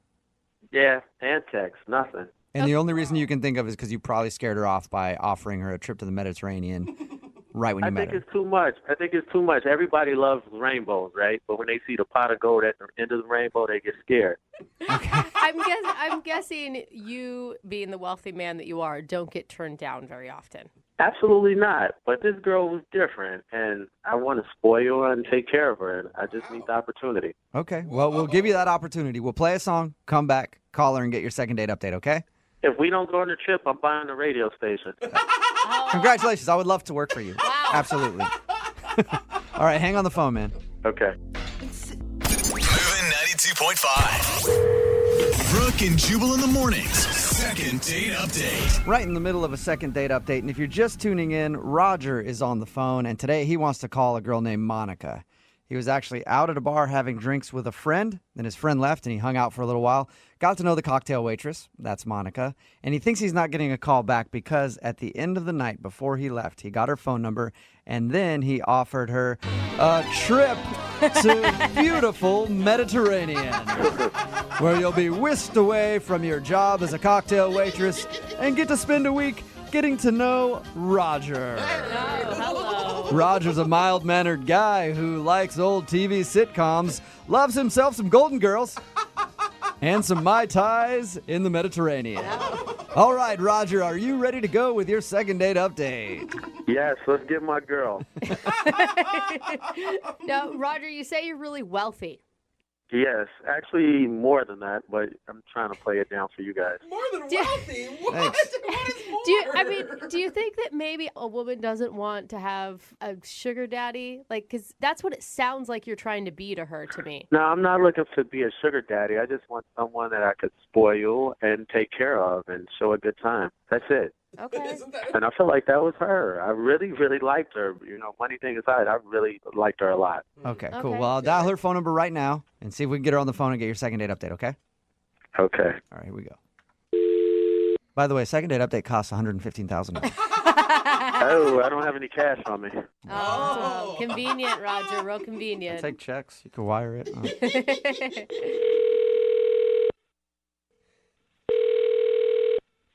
Hello, Hi, is Monica there? this is Monica. Hey, Monica, how are you? My name is Jubal, and I host a radio show called Brooke and Jubal in the morning. Are you okay? What can I help you with? Well, I wanted to call you today because I actually got an email about you from one of our listeners. You probably have the wrong number. Are you a cocktail waitress? Yes. Okay. Did you meet a guy the other night at the bar who offered you a trip to the Mediterranean? Is this a joke? No, it's not. That's very specific stuff, and that's the It Monica is that I'm very looking. specific. That's why I'm a little freaked out. So, how do you know all this? Well, I know all that because we actually talked to that dude. Who are you? Yeah. Jubal from Brooke and Jubal in the morning. It's a radio show. That statement didn't make it more normal. Yeah. Okay. And there's a lot of people there, so I don't understand what's. Pardon me. I don't know. I think this seems like this is very strange. We do. I'll explain. We do a segment on our show called the Second Date Update. Okay. It's where if you go out on a date with somebody and then don't call them after, they email us to see if we can get you on the phone and find out what happened. Oh, it's fabulous. Okay. Now, you didn't technically go out on a date with this guy. His name's Roger. Did you know that? Yes, I know who you're talking about. Okay. You didn't technically go on a date with him, but he told us about how he met you that evening when you were working, and he really liked you, and he thinks he kind of screwed it up at the end because he offered to take you to the Mediterranean right after you guys met. That is true. So he called you guys? Yes, he emailed us actually to see if that's the reason you didn't like him. And you don't think that's weird? Oh my God, I told him that it was totally crazy and that I would never recommend any single woman going overseas with a man that they don't know. Yeah, and also it's crazy to call a radio station to call me or email a radio station to call me. That's weird too. Well, That part's we've been weird, doing but- this segment for a while now. I know it's kind of weird to get a call out of the blue from a radio station, but he really liked you, though. Did you actually like him when you were talking to him before the whole Mediterranean thing? I mean, we got along great. He was very handsome and, very nice. But, I mean, it's a bar. I'm working, and you meet a lot of nice people that say outlandish things. When he said Mediterranean, I thought, falafels, but he actually meant the Mediterranean. Yeah, what did you think when he brought that up after he met you? Did you think that he was joking? Of course. I mean, I think he probably asked everybody to go to the Mediterranean. It just seemed weird. According to him, he doesn't ask everybody to go to the Mediterranean. It was just you he wanted to take there. Yeah, you guys believe him too? Of course he would say that to you. I don't know him more than you do, but he sounded sincere to me. He cannot be serious. I mean, he just met me. That's a very expensive trip. Well, Monica, I know how to tell if he is serious because he's actually on the other line listening and wants to talk to you. Oh, my God. No. Hey, Roger? Yeah, I'm here. Yeah. Oh, my God. Hi, Monica. How are you? I'm shocked. I'm sorry for the shock. I know it might be a bit much for you, and I do apologize. Maybe I shouldn't have said the Mediterranean. Maybe I should have said Miami.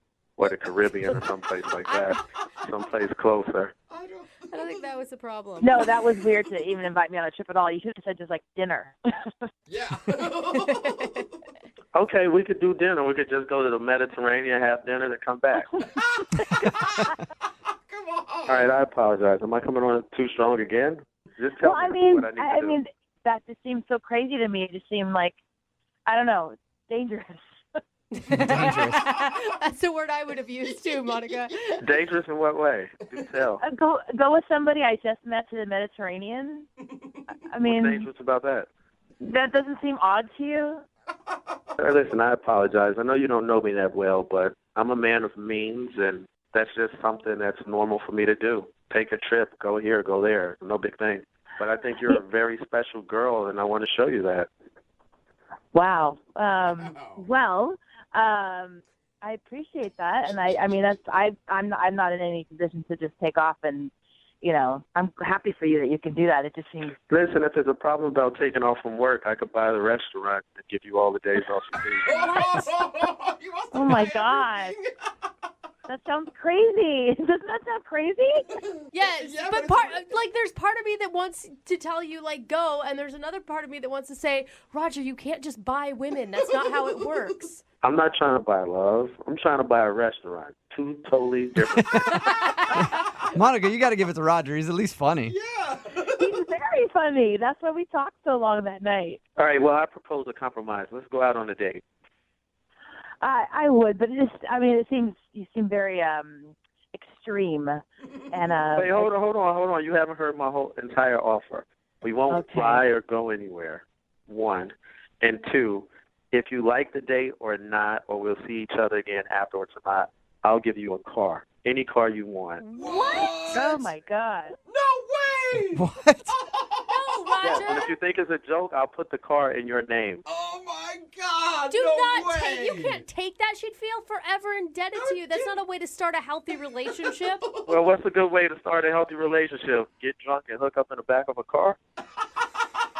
There's other options. Listen, I'll show up to the date in your new car with a ribbon and bow around it, and if you don't like me, I'll have my chauffeur pick me up and take me home. Oh my God! That is quite the offer. There is no way you're serious right now. I'm totally serious. I'll send the deed to the radio station. They can see that it's in your name, and I'll send the title, to the radio station.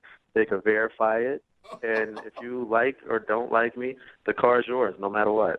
So you're offering her a car for a date. Not just a car, any car she wants. Oh my God! Man. Get a Okay. Bentley. I'm excited. I don't even know what to say. I mean, Well, you should say yes. That's what I think. But Monica, would you go on a second date with Roger?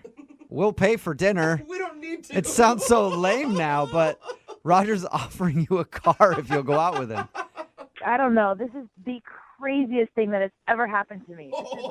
Exactly. So you might as well jump on this front train. It gets better and better. This is just the start. Yeah. So, I don't. What are you going to buy her next? A private jet? Listen, make your next move your best move. what do you think, Monica? He is offering me a car, any car that I want, just to go on one date with him. Yeah, that's exactly what it is. Okay, Monica, it's one date.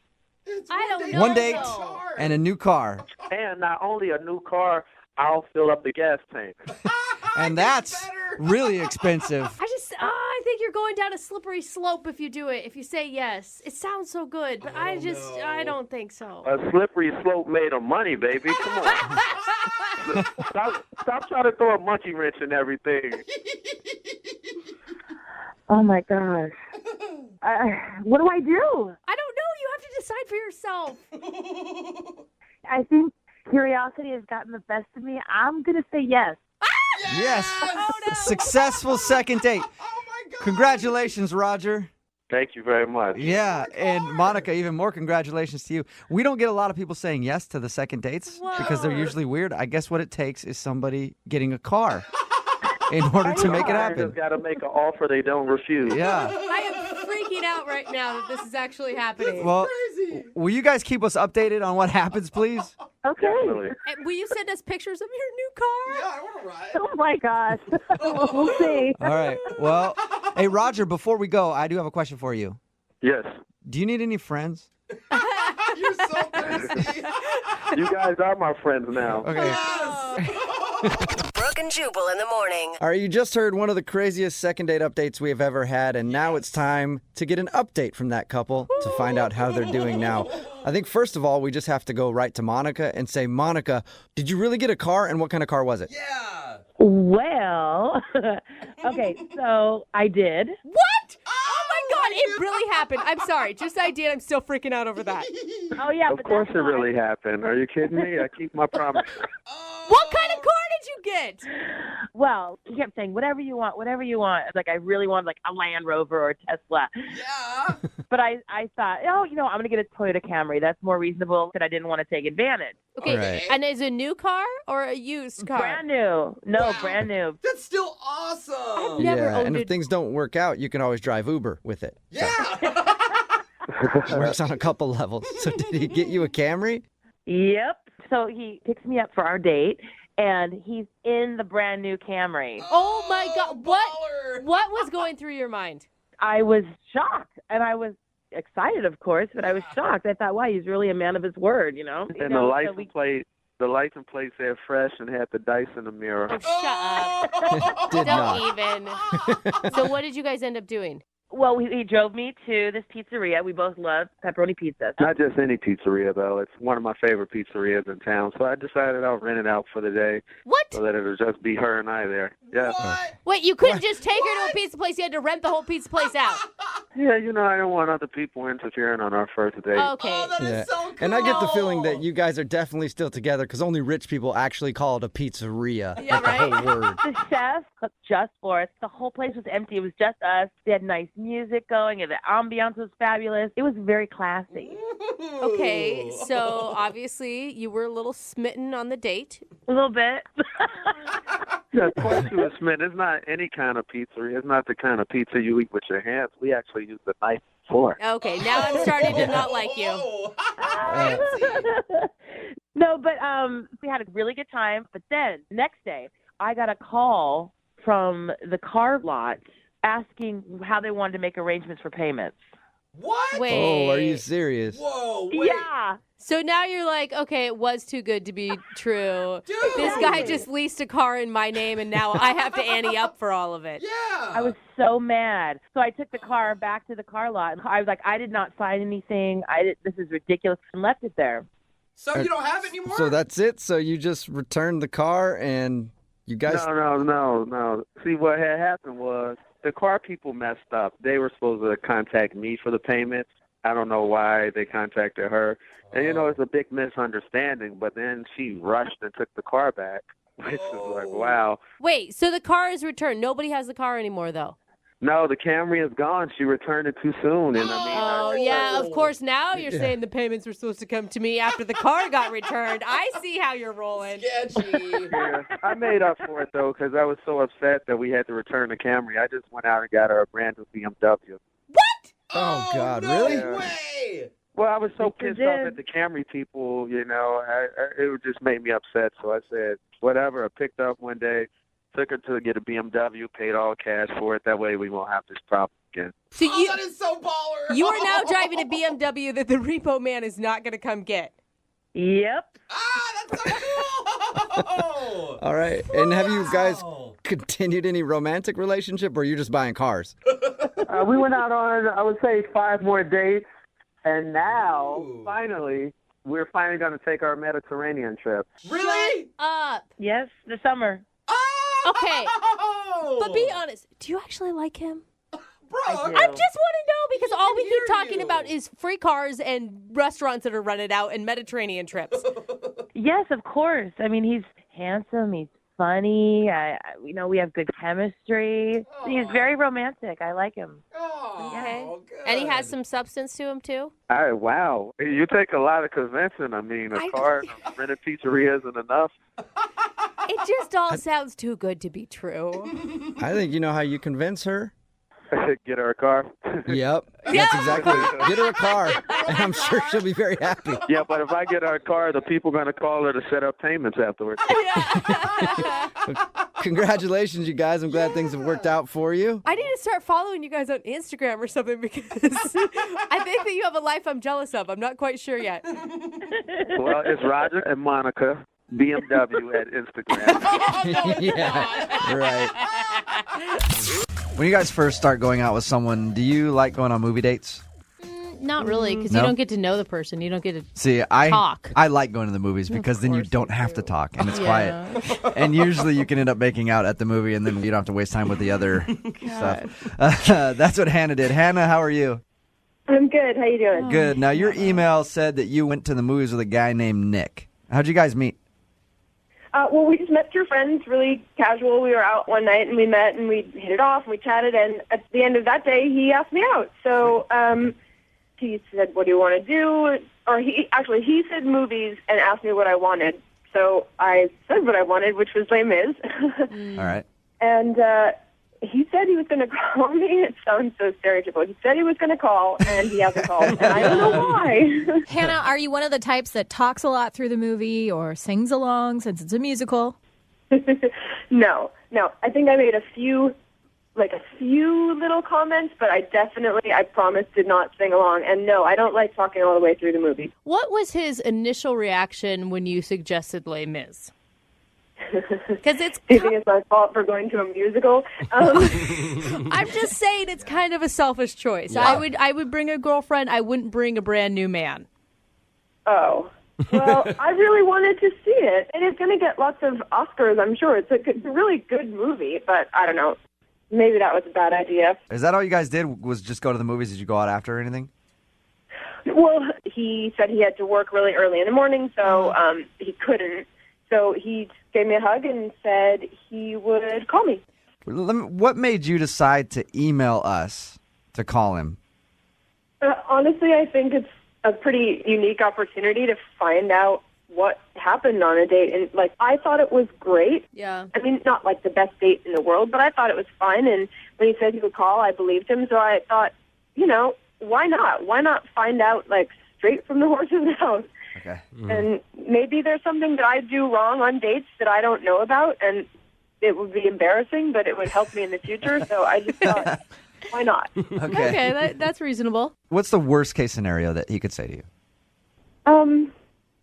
I don't know, that he found me boring or annoying, I guess, would be bad. Annoying? Or Okay. You don't want to be called annoying. I don't want to be called annoying. But if that's what he thought, then what? What is it that I do? Maybe I'm doing something and I don't know. Hannah, now you're being annoying. Hi, Hannah. Hannah, hold on, all right? We're going to call him right after this and see if we can get an answer for you, okay? Okay. All right, hang on. Moving 92.5. Brooke and Jubal in the mornings. Second date update. Hannah, again, went out on a date with a guy named Nick to the movies. She wanted to go see Les Mis. You really have no idea why he wouldn't have called you back after you guys went to the movies. No, I thought it went great, and he said he would, so. You guys met through friends. Has any of your friends given you any indication? I've been too embarrassed to ask, so no. Okay. All right. Okay. So you're too embarrassed to ask him, so you email us to call him. That's cool. I like your backwards mind, Hannah. All right, Hannah. What can I say? I'm going to start calling him right now. Feel free to jump in on the conversation whenever you want to, okay? Okay.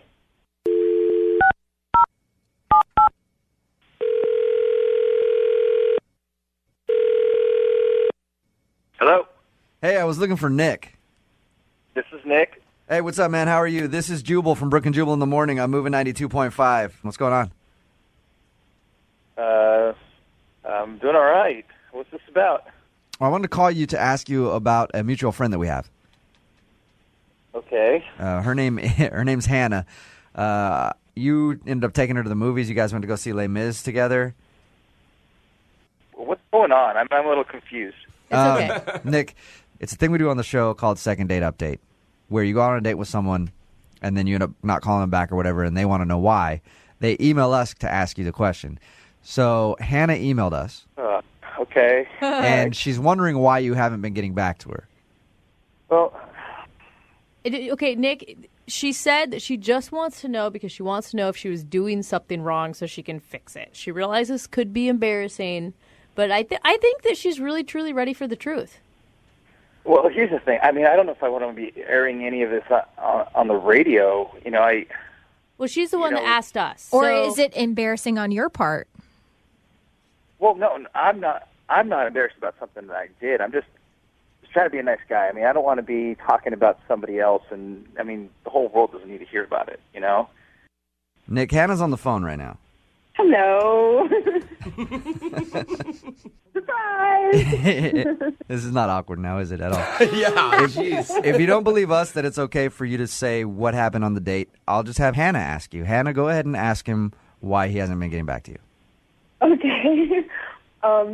Nick, why haven't you called me back? What happened on the date? Did I do something wrong? I don't know if I could say you did anything wrong, really, but it just didn't work for me. Wait, what didn't work? Can you be specific? Okay, so here's the thing. You're a little bit of a hypochondriac, okay? When we got into the theater, like as we're going in the main doors, you put on that latex glove to open the door. What? And I'm going, okay, well, It's flu season. Hannah?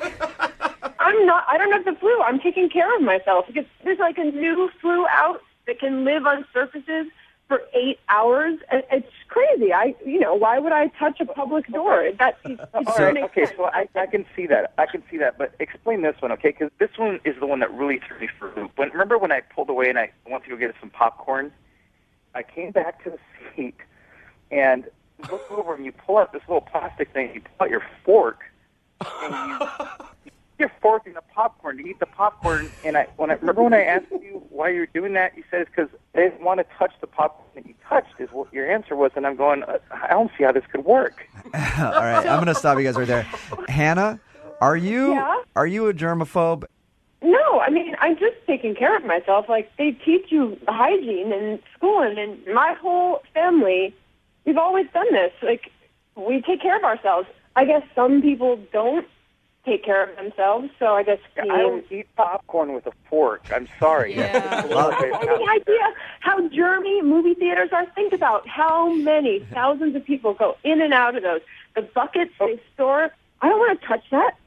I want to know from Nick, are you just opposed to dating someone who has OCD? Well, I mean, I almost feel like if I were to spend time with somebody like that, eventually I'd feel like the only way I could feel comfortable without being questioned about my process is to show up in a hazmat suit. Or, Nick, you could have the cleanest apartment on the planet because maybe Hannah would like to clean it for you. It's not bad being cleaner, and it's not bad taking a little more care, and, I don't know. I don't think Hannah thinks that she has an issue. But, Nick, is it too much for you to get over? I mean, you obviously liked her a lot. No, she's a cool girl, but You know what I think? I think that going to the movies was the wrong idea. It was a really public, really gross, germy place, and we didn't really get to talk. Honestly, I think that we made a mistake going to the movies, and we should go somewhere where we can talk, and that I already know is really clean. All right. It's clear that Hannah wants to go out again. Nick, we always offer up a second date at the end of these. We'll figure out a place you guys can go that has been wiped down of any germs, completely deloused. But we'll send you guys there. We'll pay for it. Would you go on a second date with Hannah? This is a really hard one for me because, after that experience, I mean, all I can picture is, sitting down with her. We're not asking you to marry her. You're just going on a second date. No, I get it, but look, I don't need to see her pull out a spoon when I hand her a bag of M&Ms. All right. Hannah, it sounds like you are a little overboard when it comes to the cleanliness department. Like you might have some sort of an OCD or something. I'm not saying you do. Maybe Howie Mandel has a brother she can date. Yeah. And I'm not saying that you do, but it sounds like you went a little overboard and you go a little overboard on it. I guess, maybe I'm a little bit of a germphobe, I guess. See, okay. Not only does second date update help with dating, it also helps get to the, personal problems that people have. And we've cured your germophobia today. It's like therapy. I don't know if we've cured anything, but I'm hoping you can hold hands with someone soon, Hannah. All right, well, did you hear her? Did you hear her just shudder like, ooh, Thinking of all no, those I'm not doing that. So you're not going to go out with her, Nick? No, I'm sorry, Hannah. Oh. You're a great girl. I think we're just worlds apart, you know? Well, if it makes you feel any better, Hannah, you can come over to my place and do my dishes if you want, because I've got a ton piled up. You know what makes me feel better is I'm not getting the flu. There you go. There you go. Brooke and Jubal in the morning. The definition of a gentleman has changed a lot over the years. It used to be you'd open up the door for a lady, or maybe tip your cap when she entered the room. I wish pull that out still her happened. chair, and then wait till she's about to sit down and pull it out even more so she falls. No. But nowadays, the definition of a true gentleman is just somebody who can fight back the grinders. Seriously, That's right. that is true. Just somebody to fend off all the thirsty dudes at the club trying to grind on you. And that's who's on the phone today for a second date update, a real-life gentleman. His name is Tim. Tim, what's up? Yeah, what's going on? Tim, you were able to fight those type of dudes off? Man, I can do it all day long, man. I'm trained combat specialist. You are like a superhero, sir. Yeah. Like a gentleman ninja. Yes! Your email said you met the girl that you want to call today at the club because you were fighting off the other dudes that were trying to grind on her? Yeah, man. I see something I like, I just go for it, and I'm not taking no for an answer. So that's what happened. Okay, so how does that work? Did you try to box them out like you're playing basketball or something? I mean, how do you fight off the grinders? No, I just, it was simple, man. I saw her on the dance floor, saw dudes all up on her, and I was just like, you know what, I'm gonna go be Captain Save-A-Hole real quick. So I went over there. I started doing all my dance moves. You know what I'm saying? I hit her with the kickstand. That's what really got her attention. I hit her with the kickstand, and from there it was on and cracking, man. That's actually really impressive. So the kickstand, just to clarify, is a dance move. Yeah, that's a dance move. I've been doing that since the mid '90s, man. So that's my go-to. It's like breakdancing, right? What's her name, first of all? Her name was Taryn. She was beautiful. She was attractive. Long curly hair. She was definitely somebody I've never seen at the clubs before because I get in on the first name basis. You know what I'm saying? I'm out there that much. So I haven't seen her around. So I was definitely like, whoa.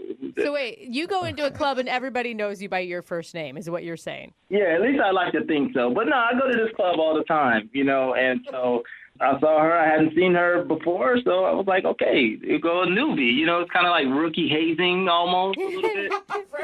How did she react when you fended off all the other dude humpers out there? Well, she was definitely impressed by my ninja skills. And so I asked her if, we can hang out outside for a little bit. And, okay. I like to keep it slow. I don't like to rush into it. So we went outside. I'm a smoker, so I didn't know if she smoked. I kind of assume everyone these days smokes, so I offered her a cigarette. I think you should assume the opposite, sir. No one smokes anymore. No one smokes anymore? Well, okay. Well, let me put it this way. So I offered her a cigarette, and she said, "Of course, I don't smoke." And I was like, "Well, of course, neither do I. These are e-cigarettes." So yeah, of course, no one smokes anymore. We're smoking e-cigarettes. Oh. It's still kind of smoking, though. I mean, kind of. I mean, it's like smoking foreplay. Kind of. I don't know. I offered her e-cigarette, and I don't think she was too crazy about that idea. So I went ahead, took a couple of puffs, and we went back inside. And when you guys went back inside, did you hang out for a while after that? Was everything cool, or was she turned off by the smoking? No. We definitely hung out for a little bit. We talked a little bit, and she was just kind of like, I don't know, man, like a deer in headlights to the whole scene, I guess, because I don't know if she ever went to a club before or if she was like a, 40-year-old virgin or something like that. I don't know. But I think I kept her entertained, and I was definitely on my A game that night. So I got her number, and I think it went great. And so when you guys left, did she leave with her friends? You left with your friends, and you didn't say much else to each other, or did you? Right. Well, right. I didn't take her home or anything like that. I'm kind of a gentleman, but I did text her that night and just, told her good night, and I look forward to speaking with her again or seeing her again. So, yeah. And did she text you back? So herein lies the rub, right? I shoot her a text, told her I'm looking forward to seeing her again. A few hours go by, a day goes by, nothing. Heard nothing. So another day goes by, and, I finally get a text from her, and she says, sorry, I've just been busy. And of course, I'm just like, well, okay, so tell me about it. You know, you don't just kind of like lead with that and then nothing, right? So, you know, I'm kind of like chiming in and like, you know, what's going on? Let's hang out. Nothing. Another day goes by. I mean, this is literally like going on for a week, and like all I'm getting from her is just like, you know, I've been busy. So she's blowing you off, it seems like. I mean, that's such an ugly word, but yeah, that's definitely what it seems like. And why do you care so much? To be honest with you, like I said, I go to this club a lot. I kind of go out and like to have a nice time and party, but I don't really run into too many girls that I would say, you know what, I can really settle down with this one here and offer my last name to her. You know what I mean? Just really see myself having a future with her. So I think that's why I care so much, and I haven't had that happen. Okay. Wow, after hanging out with her at the club for a couple hours, you feel that strongly? I do. I hope this works out then. Oh, definitely. I mean, I do too. If I can ever hear from her. All right. Well, we'll play a song, come back, call her, and get your second date update, all right? All right, cool. Okay, hang on. I got a condo in Manhattan. Moving 92.5. Brooke and Jubal in the mornings. Second date update. If you're just joining us for today's second date update, every dude has it happen once in their life where they meet the woman that can tame the beast inside them. Ooh. And get him to settle down. And Tim is on the phone with us right now, and Tim wants his beast tamed. Whoa, okay. Now it got dirty. It got dirty real quick, Jubal. Isn't that right, Tim? You need your beast tamed, don't you? I absolutely do. I love the sound of that, yeah. I bet you do, Tim. Tim met a girl named Taryn at the club. He met her because like other dudes were dancing on her, and he went up and saved her from all those guys, and then they hung out for a little while. But after that, she keeps texting him saying that she's busy and she can't hang out, and it's kind of obvious that she's trying to blow him off a little bit. But Tim says that he thinks that he could see a future with her after hanging out for just one night, so he really wants to get her on the phone and find out why she won't go out with him. Tim, you ready? Yeah, I'm ready, man. Let's do it. All right, well, we're going to call Taryn right now and see if we can get her on the phone. Here we go.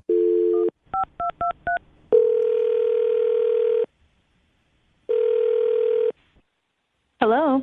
Hi, is this Taryn? Yeah, who's this? This is Jubal from Brooke and Jubal in the morning. How are you? I'm sorry, say that again? This is Jubal from Brooke and Jubal in the morning. It's a radio show. Okay. Okay. You a big-time listener? I mean, I listen to the radio. Okay, we're on it, which is cool. In general. Yeah. All right, so you may not have heard us before, but at least you've heard of the radio. And we have a radio show, and one of our listeners actually asked us if we could call you. Really? Yeah, his name is Tim. Tim. Oh, Tim? Whoa, why did he call you guys? Well, that rings a Because he bell. said he really liked you, and now you're kind of blowing him off. Like you're telling him you're busy all the time, and you won't meet up for a second date. Oh, my gosh. Are you serious? Wait, Yeah. are you laughing because you're flattered and excited, or are you laughing because Tim's lame? A little of both, I guess. Of everything. Huh. So you're kind of excited, but also he's kind of lame. I wouldn't say lame. He's kind of corny, and he looks like he might be an okay guy, but I don't know really how to take it. I barely talk to him. I text him like a couple times, but I mean... Yeah, we talked to him about your date. Date? What do you mean, date?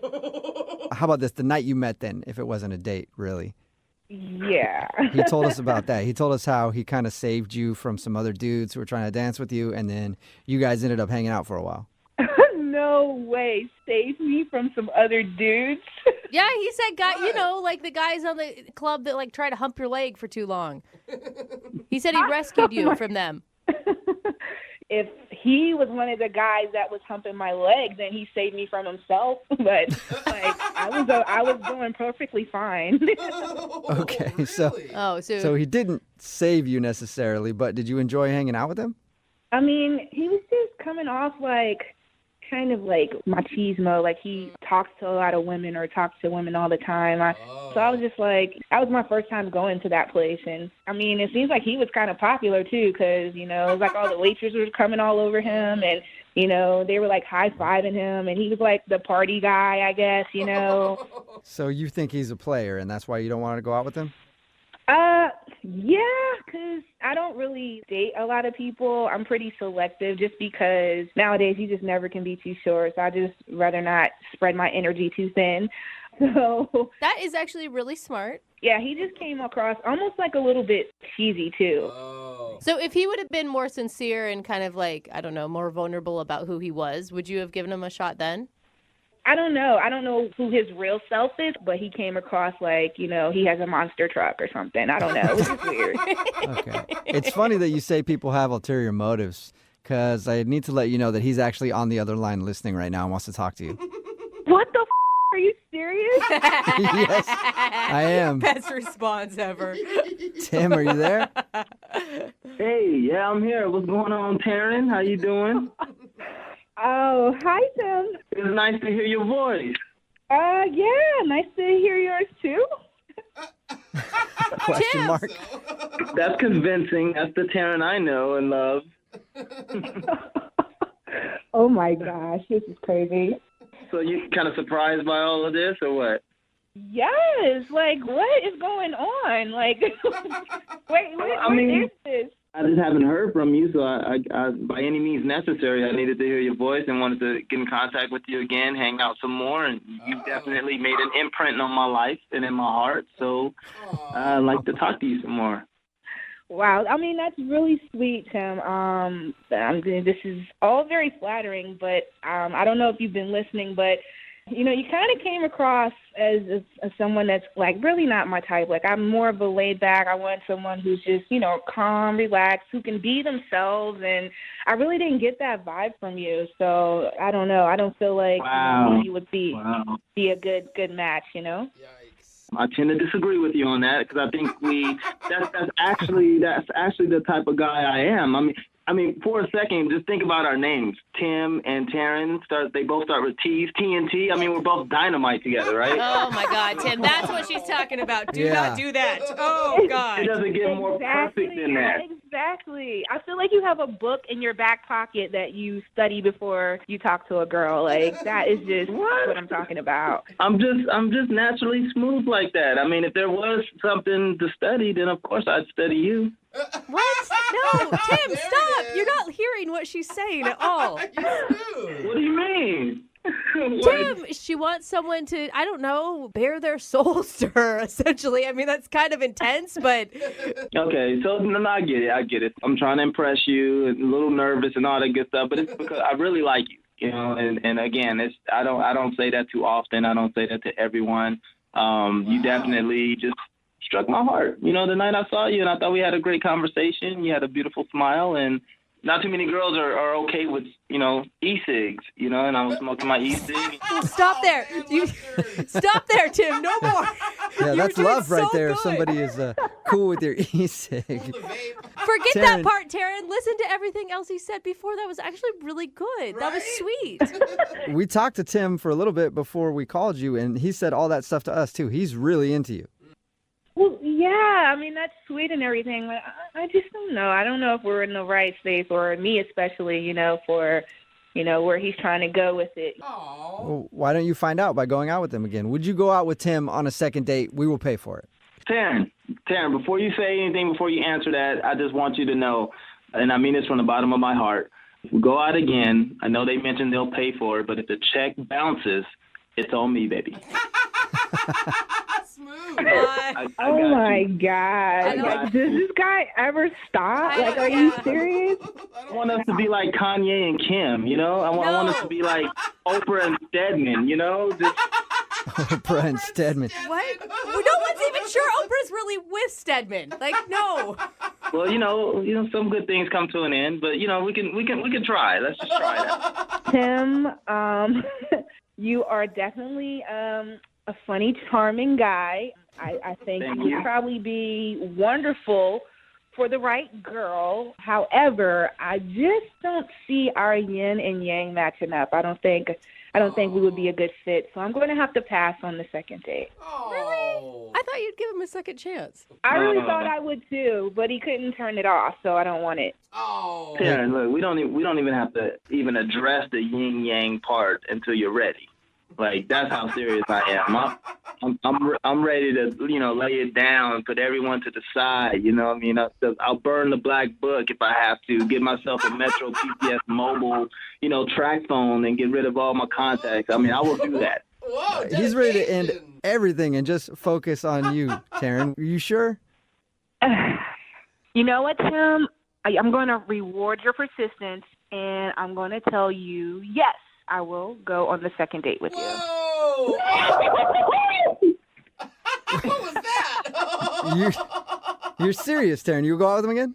Just one day. That's it. I'm not making any promises for anything else, but I will give him a real official date. We'll do that. Yes! That's what I'm talking about. That's what I'm talking about, This is like my Rocky Balboa moment. This is like when Rocky got the shot at the champ, Apollo Creed, man. This is what I'm talking about, Taryn. You don't know how much, we're going to do the world a favor. We just did the world a favor. You and I together, I'm telling you. Oh, my gosh. I'm telling you. Tim, please do not make me regret my decision. Please do not make me regret. You won't regret it. I'm so pumped to go out with you. That's all. You will not regret this. I promise. You hear that, Taryn? It sounds like you've tamed the beast. Oh, I don't even know what that means, but we'll see. She tamed the beast. She tamed it. Oh, my God. Brooke and Jubal in the morning. It can be really hard to meet women when you're new in town. Oh, you know, especially going out to the bars and stuff like that. A lot of women can be kind of cold to you unless you're willing to pay for it. No, and I've moved around a lot in my life, and if you find the right part of town in the new area that you just moved to and you got, say, $60-$70 in your pocket, women can be very accommodating. Unfortunately, though, Frank, who is on the phone with us right now for a second date update, hasn't found that out yet. Frank, how are you? Hey, I'm good, guys. Yeah, I don't think I've found that part of town yet, and I'm hoping not to. So. Yeah, good. I can help you out. Good. You need any recommendations? I can throw them your way. Jubal's like the Yelp of that area.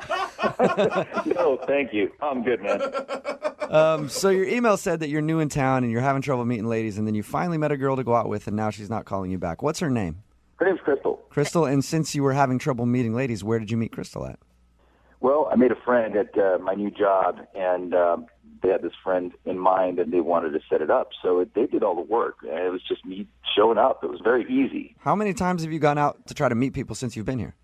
3 times, and it's always ended in failure because it just seems like the women here, and I know I'm new, so I haven't had too much exposure to it. It just seemed very difficult to connect with. It's just a little bit colder, a little bit. I don't know what it is. I'm still trying to put my finger on it. I don't get it. Have you tried walking up behind him and tapping him on the shoulder and just going, "Hey, new in town, let's go back to my place"? Not yet. Is that what I should do? No, don't do that. Don't do anything that he says. Anything he says, do the opposite. All right. So the date was obviously good because you want to talk to this girl again. Yeah, definitely. I thought we really clicked. It was a great time, and she was attractive, and we had a fun night. What'd you guys do? We hit a couple of bars, and then we ended up playing pool, and I thought that was a lot of fun. She was actually a really good pool player, and she seemed to be competitive. So we ended up playing pool for a while. I even put a bet down on the last game, which was a lot of fun. Was it like a, hey, if I win, you got to kiss me. If you win, you got to kiss me. If that guy on the other table wins, you got to kiss me. One of those type of bets? Yeah, it was actually $20. Oh, it's very literal. She did great, and I won, which was, for me, I'm super competitive. So it was, Wait, you didn't let her win? I didn't take the $20. I mean, I wanted to be a gentleman about it. What a chump. She probably is not calling you back because she doesn't respect you because you don't collect your debts. That's it. Right. No, we were kind of laughing about it. And that whole part was cool. It got weird a little bit before she left. Like, there were a couple of awkward moments at the end that make me think that maybe she didn't feel exactly the same way that I did. Okay. Well, let's get to the awkward part then. What happened that was awkward? We'd been drinking a little bit, so I was feeling pretty good. And she was keeping up with me on the drinks, too. And so as you start feeling good and you feel like you're connecting with somebody, the romantic side of you starts coming out. And I'm thinking, okay, I want to kiss this girl. Mm-hmm. But I just couldn't find that moment. It just felt a little awkward every time I thought about it. So I finally came around and asked her if it'd be okay to kiss her. Okay. And she goes, I don't kiss guys that ask me if they can kiss me. Oh, that sucks. That's kind of That's funny. always an awkward ask, and usually it ends up like, sure, you can kiss me. Thanks for asking. You're such a gentleman. She didn't like it, though. No, but it got worse because then I figure, okay, so my mind's like, I'm trying to go as fast as I can, even though it was a little buzz, right? But I'm thinking, okay, if she doesn't like a guy asking, maybe I should just kiss her now, you know? And so, like, I'm leaning in for the kiss, and then she pushes me away, and she goes, no, I'm not going to kiss you. So I'm like, okay, I can't ask, and I can't go in for the kiss. I can't be forceful about it. So, like, what do I do? You know, it's just weird. It was, I don't know. That part was a little awkward. Yeah, you should have probably just held off until the second date after you got turned down once, because once she turns you down and then you're like, all right, fine, then I'm going to force it on you. What do you think about that? Usually doesn't go over very well. So I just called a cab for her and opened the door for her. She gets in the cab, and before I close the door, I move in just a little bit closer, and I go, so no kiss, right? What? Give it up at this point. Hey, listen, sometimes you can't stop yourself from feeling that way. You know, it's just it was in my mind, and I just had to try. So you're just harping on the kiss. Yeah.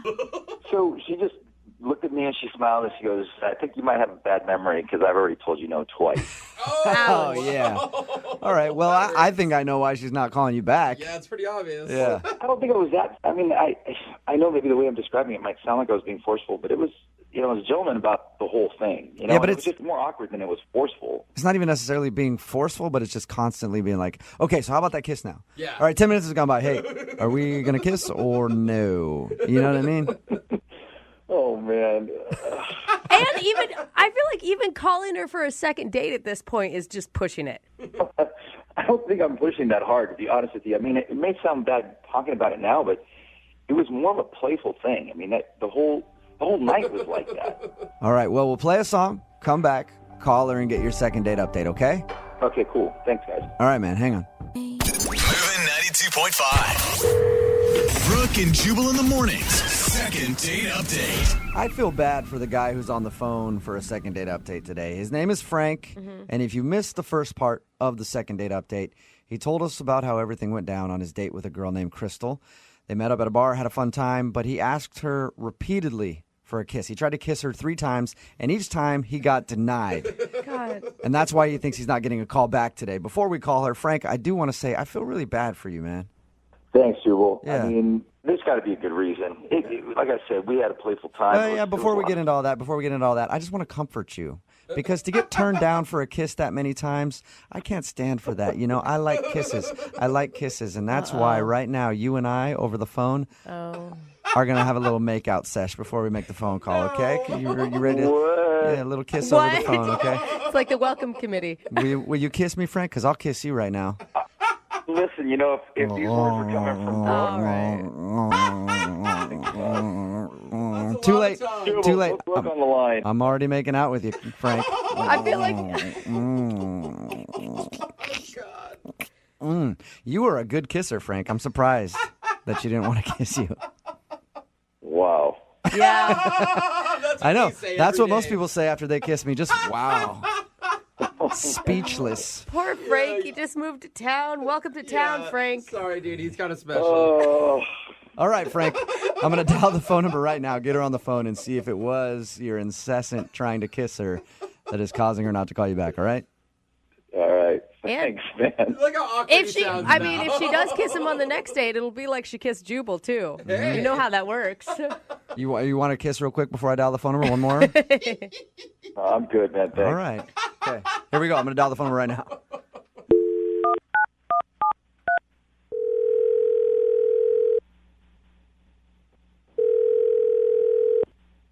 Hello. Hi, I was looking for Crystal. Speaking. Who's this? Hey, Crystal, how are you? This is Jubal from Brooke and Jubal in the morning. I'm fine. Who is this again? This is Jubal from Brooke and Jubal in the morning, the radio show. Did I win something? No, you did not win anything, but I do want to talk to you for a second about a date that you recently went on. I'm sorry. Wait, you need to talk to me about a date that I went on? Yeah. We do a segment on our show called The Second Date Update, and somebody recently emailed us about you. Someone emailed you Mm-hmm. about me. Yes. And so you're calling me to ask me what? Why you're not calling him back. His name is Frank. Do you remember going out with a guy named Frank? Yes, I do. Okay. So Frank told us that he likes you a lot. He told us a little bit about your date and said that he would really like to see you again, but you're not calling him back. Is there a particular reason? Oh, there's a reason. All right. Was it the fact that he tried to kiss you like 1,700 times on your date? That definitely played a part. There was more to it, not just that. You have a few minutes to tell us what the more to it is? I don't mind. I really do have something else I have to do, but he probably should know anyways. If you guys should just pass that to him. Yeah. Pass what to him? The reason. What is the reason? Well, he has a fragrance about him. A fragrance. That's usually not a good cologne type of smell when you word it like that. It's definitely not a cologne, and it's definitely not a good one. Yeah. So is it just body odor? What is it? I don't know what it is, but it is very strong. What, do you have is there anything you can compare it to? Oh, absolutely nothing. Nothing. It's probably the strongest thing I have ever smelled in my life. So he smelled weird. That's probably why you turned him down for so many kisses, huh? I didn't even want to be within 100 yards of him. Why'd you... You know, I got to jump in. This is ridiculous what I'm hearing right now. Wow. Totally ridiculous. Who is this? That is Frank, Crystal. He's actually on the other line listening. Yeah, and I'm not happy. So wait a minute. I'm You gonna had hear him on the phone the whole time, and we're just sitting here? Yeah. I was going to tell you that a little later, but then Frank decided to jump in, so... Great. Here we go. Yeah, I can't believe you're saying that. I don't smell. Okay. So I really don't have a lot of time, really, to talk about this, but I'm just going to say, to be honest with you, maybe you were nervous before. Maybe your deodorant doesn't work. Maybe you need something stronger. I don't know. But when you gave me a high five, you literally almost knocked me out unconscious. Whoa. What? True story. True Yeah, I story. need to So help me with this. if It's you're really wondering ugly why, stuff right that now. is definitely the reason. You probably should bathe thoroughly before a date. Just saying. I have nothing else to say. It's pretty clear. I thought it was clear that I was like 9,000 cars away from you when you tried to give me a kiss. So I'm really done. You don't sound remorseful. Like, you're not being very nice about approaching his smell, though. Because it's ridiculous. And honestly, I'm not going to sit here on the radio. I'm already blindsided by being on the radio already. And it was very clear that I wasn't really interested after he tried to kiss me 411,000 times and I said no. So and now, since he's putting me in a position, now I have to be firm to let you know if we're looking for a second date, an 11th date, a 12th date, 1,000th date, it's the exact same reason. It's no all day long. So there we go. I have to go. Sorry, guys. Thanks for calling. I got to go. Bye. Wow. That was direct. It's pretty, blunt and to the point. Yeah. Hey, Frank, I don't think you're getting a second date. Ouch. Has anyone ever commented on your smell before, Frank?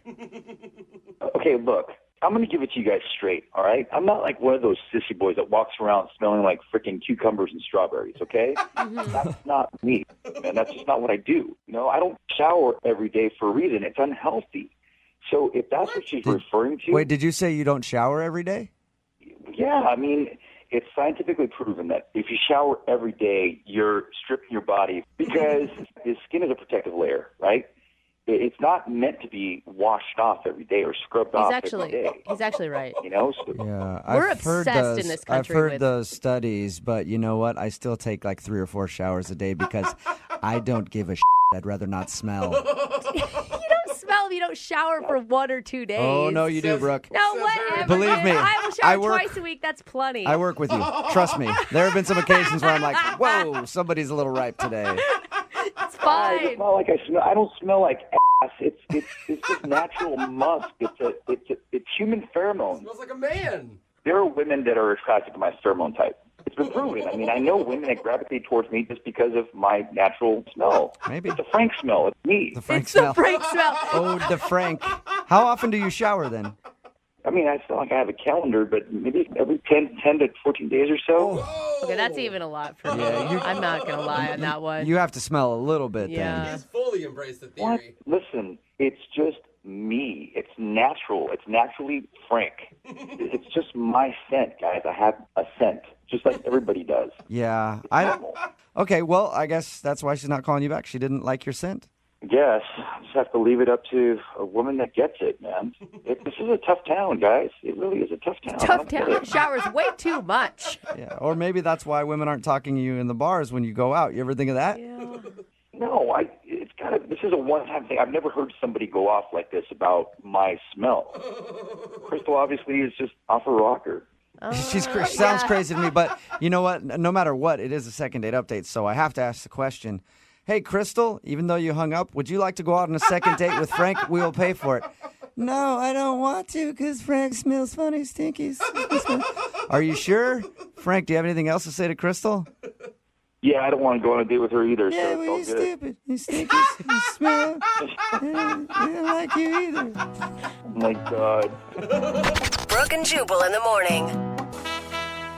Today might actually be a first for the second date updates. If you missed the one that just played, Frank wanted to call a girl named Crystal because she wasn't calling him back. We found out the reason she wasn't calling him back. Frank only likes to shower once every 10 to 14 days and has what he calls his scent, the scent of Frank, which she was not a fan of. She said that he smelled disgusting. Somebody texted in at 78592. The reason I say it might be a first, they made a very good point. They said, this is the part where people are usually texting in saying, hey, what's his number? I'll go out with him. They ask, I'm curious, is anybody wanting to go out with the guy who smells? No, we have not received one text message saying, I'll go out with Frank. And we've had some weird people. And after every single second date update, people text in like, give him my number. They sound cute. Nobody's texting that about Frank because he stinks. 14 days is a long time. Like 5 days, I feel like I can get behind. Yeah. 2 weeks is even a deal breaker for me. Somebody even said, I hey, can't, Somebody said, I work with certain homeless people that shower more than this guy. It's true. Yeah, exactly.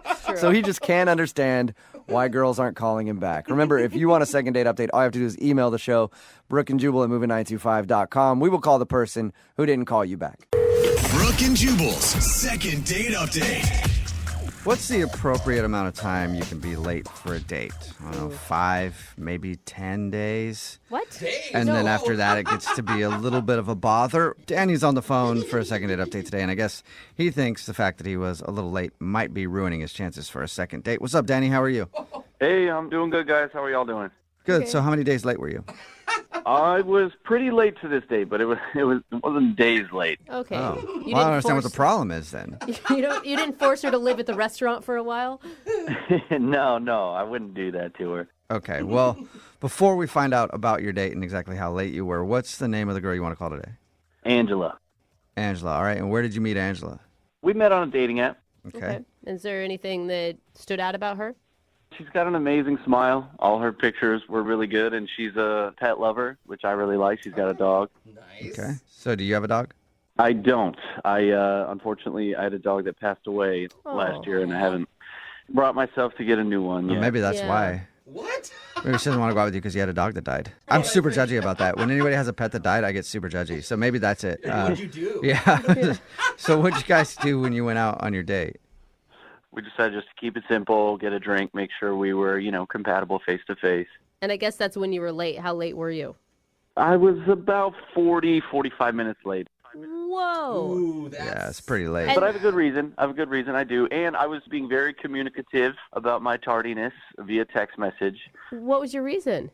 Well, I was having a package delivered that day, and it was a surprise gift from my mom, and she gave me a window. So it's like one of those services where, they're like, this package will be delivered between 10 a.m. and 6 p.m., and you have no idea when it's going to get there, right? All right. So I, of course, surprise, surprise, the guy finally delivers it at 5:58 p.m., on the very end of the window. Yeah. And it was just one of those situations where I was getting the feeling that it was a pretty valuable thing, and I couldn't just leave it on my doorstep outside. I didn't want to risk that. Okay. And was she understanding about that? I mean, did she seem understanding when you shut up? I mean, I think so. She seemed pretty good. I mean, we had this moment. So, it was a pretty crowded bar, and it took me a second to sort of pick her out of the crowd. There were a lot of people, and I was still kind of stressed because I kind of booked it as soon as the package arrived. And then she sees me and is like waving me over. And then I see her, but then it takes me a while to get there. But then I walk up, and I don't know if it was like the nerves or like the adrenaline, but I go in for the hug right away. And I just give her this like huge hug. Because, I don't know, it's just a relief to sort of get there. And she returns the hug, and it's this, like, amazing hug. Like you guys ran to each other for it. That's actually really nice. Yeah. Yeah, and it's like this hug happened, and, like, all the stress just melted away. Like, it was just this great first connection, and I immediately calmed down, and I was, like, there and in it and present with her, and it was great. So how long did you guys have drinks for? Probably hour and a half, 2 hours, something like that. Okay, that's not bad. I mean, that seems like she probably wasn't too pissed that you showed up late then. Plus, love at first hug. Yeah, love at first hug. So, like, about an hour and a half in, something like that, I go to the bathroom, and I come back. We've had a couple, so I might be a little tipsy at this point. And I was just, like, I had been thinking about the first hug, and I was, like, kind of tried to explain to her how great it was for that hug to happen to me and kind of calm down a little bit. And So I went ahead and I asked her for a second hug, if I could hug her again.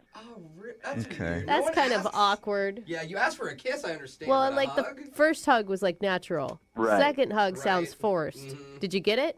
Yeah, she hugged me. I mean, I guess in retrospect, maybe it was a little weird, but she seemed okay with it, and we hugged again, and it was really good. It was another, like, really great hug. You guys are good huggers. It's really cute. Like you're like holding each other for like 10 seconds. Yeah, it was really good. And then actually that wasn't even our last hug of the night because pretty soon after that we decided to call it quits.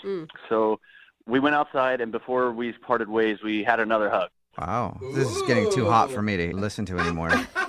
Honestly, it wasn't as good as the first two, but it was definitely like a really solid hug. Okay. right. There was no like pat in it. It was like a still solid. Yeah. Yeah, it was good. It was good. It wasn't great. It was good. Okay. And was that it? Is that the last you've heard from her? I was asking her if she wanted to see me again, we should hang out again, and she was kind of positive but non-committal, She wasn't going to be like, oh, yeah, Thursday, or she was just sort of like not really hitting me with any dates, and then we parted ways, and I haven't heard from her. Okay. And you have tried to contact her? Oh, yeah, I sent her a couple texts that she sort of responded to shortly. Okay. But it's obvious that she doesn't really want to see you again. I mean, I guess, but I'm telling you, if you had hugged her the way that I hugged her. Sounds like it. I gotta watch Yeah, it now. I know. Seriously. All right, well, we'll play a song and then come back and call her and get your second date update, all right? All right, thanks. Okay, hang on. Moving 92.5. Brooke and Jubal in the mornings. Second date update. I don't even know if we can continue with today's second date update. It's just a little too steamy, I think. I mean, lots of hugging action going on with Danny, who's on the phone for a second date update right now. If you missed the first part of it, he wants to call a girl named Angela. They met online, and they went to go to a bar to have some drinks. He was actually pretty late, and that's why he thinks he's not getting a call back. He was like 40-something minutes late because he was waiting for a package to be delivered. She seemed okay with that, but the thing that he was really highlighting was how amazing the first hug was with her as soon as he got there. Then he hugged her again in the middle of the date, and then ended the date with a hug. But now it's obvious that she's kind of avoiding him, so we'll see if we can get her on the phone and find out why. Danny, you ready to go? Yeah, I'm ready to go. And do you regret that last hug? Because you said it wasn't as good as the other two. Like, maybe it's like too much of a good thing. I mean, I wondered about that, but honestly, I never regret a hug. Okay. You know what? Stand by your hugs, Danny. Stand by them. He's like, I mean, I got the hug. That's Yeah. all that matters. All right. Well, I'm going to dial her phone number right now, okay? Okay. All right, here we go.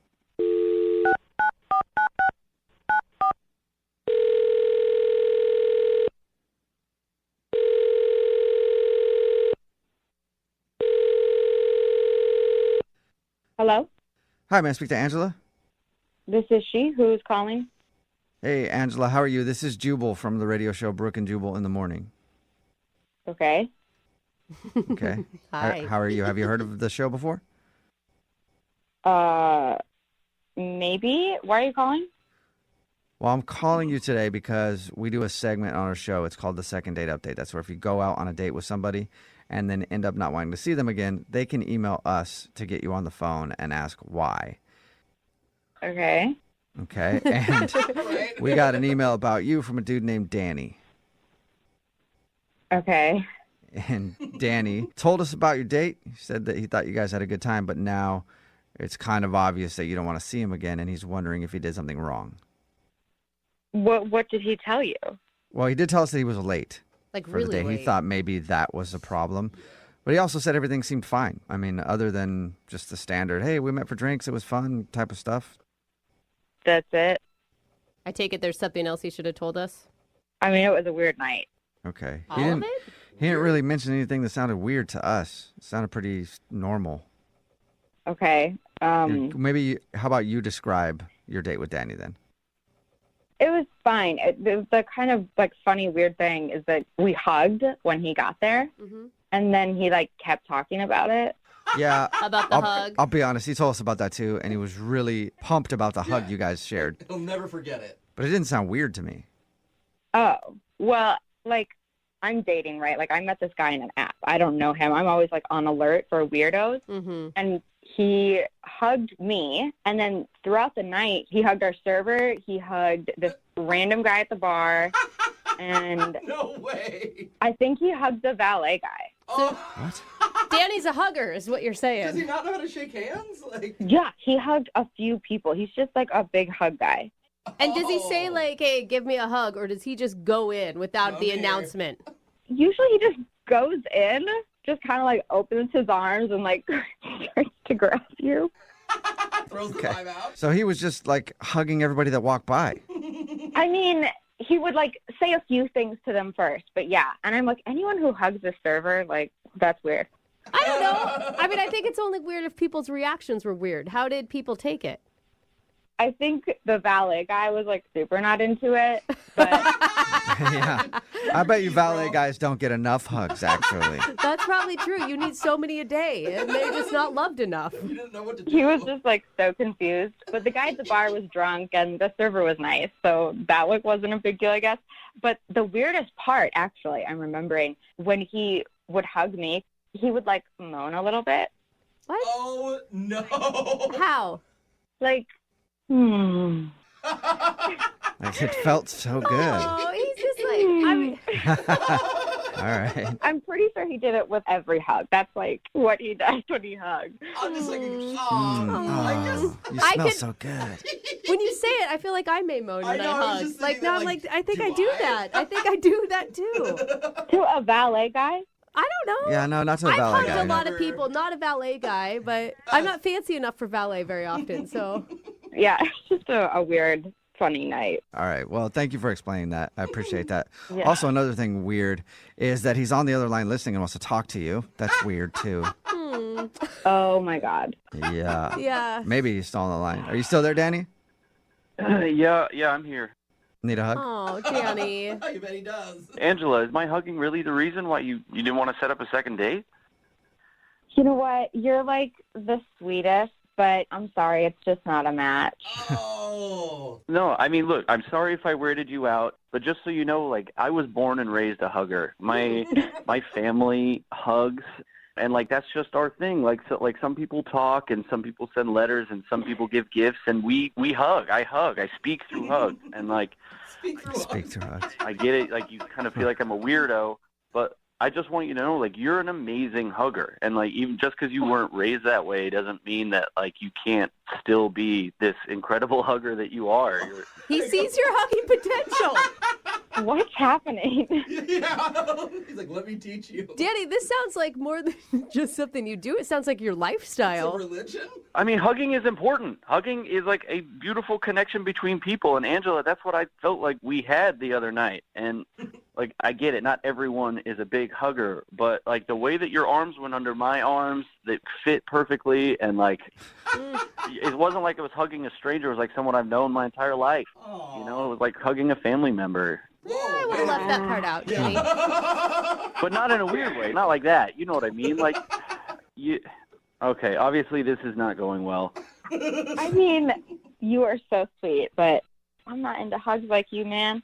But Angela, I mean, he sounds like a nice guy. He sounds like Yeah, for sure. he's not creepy. He didn't creep you out. I mean, if anything, you were just uncomfortable with, I don't know, maybe too many hugs for the valet or something. But I mean, yeah, it was a little weird. yeah. Well, agree I on get that, it. right? I get it. You know, it's fine. But Angela, just know, like, what's amazing not just about your hugs is that they're amazing, is that you're an amazing hugger and you don't even know it. Wow. That's a nice compliment, Angela. Kind of cute. Oh my God, I rejected him and he complimented me. Like, Yeah. thank you. Well, that's because you don't realize how good of a hugger you are. That's the problem. Wow. And Danny would like to Now show I know. you. So would you like to go on a second date with Danny? We'll pay for it. No. Oh, really? I thought for sure you'd give him another chance. What if he calmed down the hugs? You know what? I think there's someone out there that is going to love hugs and love Danny. Okay. But, you know, Danny, like, I'm down to be your friend if you want to, like, text me and, like, hang out in that way. Like, I don't know if you are down for that, but. Yeah, I mean, I guess that's better than nothing. Do you think we could still hug? Oh, wow. Hey, come on now. She just offered to be friends. Don't go in for that. Can we be friends that hug once in a while, too? You know, that never ends up good. It usually ruins friendships. Yeah, hugs and benefits. We'll see. We'll take it one hug at a time. All right, well, just know that I'm giving you a virtual hug over the airwaves right Oh. now. Wow. Oh, yeah, it's hot. Brooke and Jubal in the morning.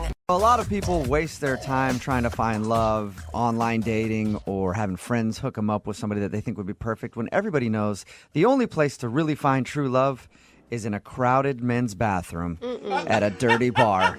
We all know that, right? And that's where Eric found the girl that he wants to call today. Wait a in the minute. men's bathroom at a bar. What's up, Eric?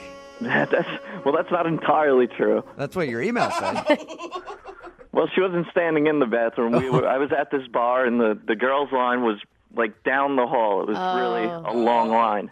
She looked like pretty upset, so I was like, "Hey, why don't you use the men's bathroom and I'll watch the door?" Okay, so she did use the men's bathroom.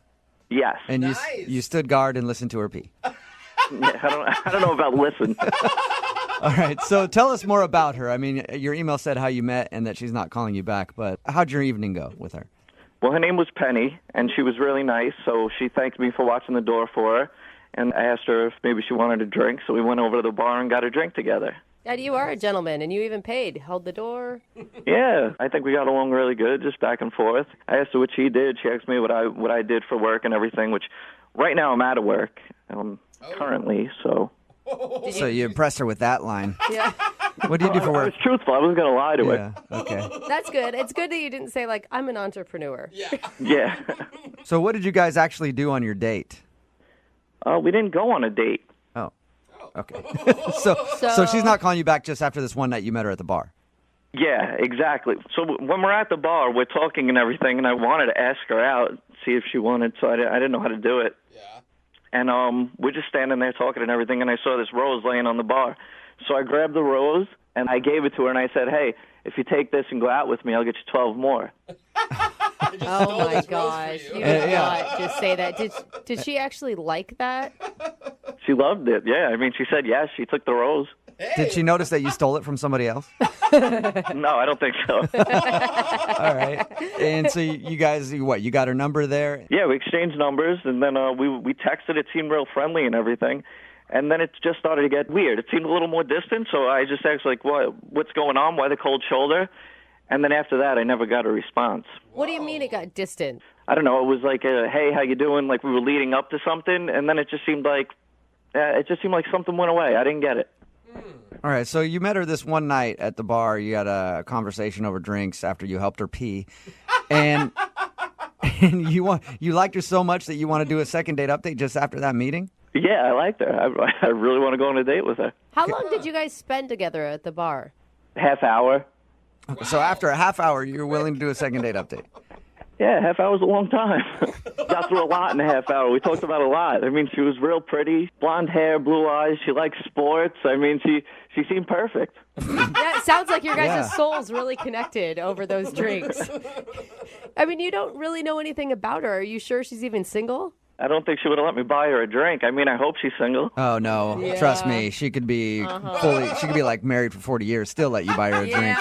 And give you the number. Yeah. All right, here's the deal, guys. Like, I never get to meet, I never had the opportunity, with someone this pretty and everything, and I feel like I'm almost there. So I really want to hook up with this girl. I really want to talk to her. I want to know what's up. Okay, so basically she's the hottest girl that you've ever had a conversation with. Yeah, well, I tried to talk to a lot of hot girls, but this is the only one that actually talked back to me. Nice. Hey, I completely understand then why you want to do this. Oh my God. Why do you think that she's not calling you back then, or why do you think she stopped texting you? I don't know. I mean, I thought everything went fine in the bar. Maybe she saw me grab the rose. I didn't steal it from someone. Maybe she saw me grab the rose off the bar or something. Maybe she thought that was classless. I don't know. She gave me her number. What was the last thing that you guys said to each other? It was really nice meeting you. I can't wait to go out, and I'll hit you up tomorrow. And what'd she say back? She said, thanks again for watching the restroom. That was really nice of you. So thanks again for watching the restroom while I pee. And that was it. And that's the last thing you've heard from her? Yeah. All right. Well, we'll play a song, come back, call her, and get your second date update, okay? All right. Sounds good. All right, man. Hang on. Moving 92.5. Brooke and Jubal in the mornings. Second date update. You know what that is? Can anybody tell me what that is? No, go That- with water dripping. Water dripping. Is the sound of a budding new romance.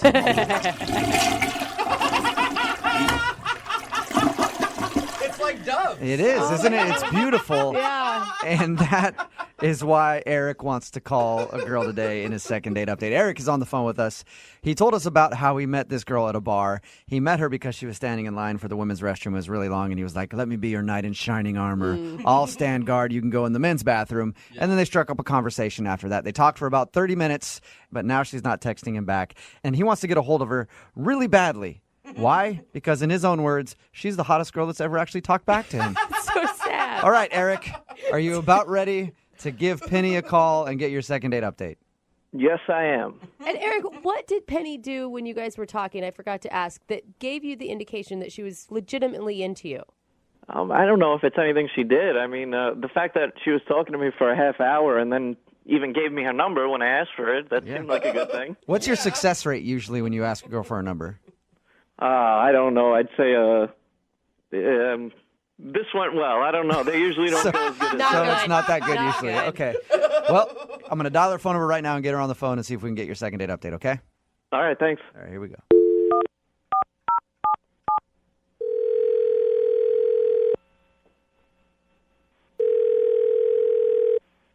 Hello? Hi, is Penny there? This is her. May I ask who's calling? Yeah, hi, Penny. This is Jubal from Brooke and Jubal in the morning. It's a radio show.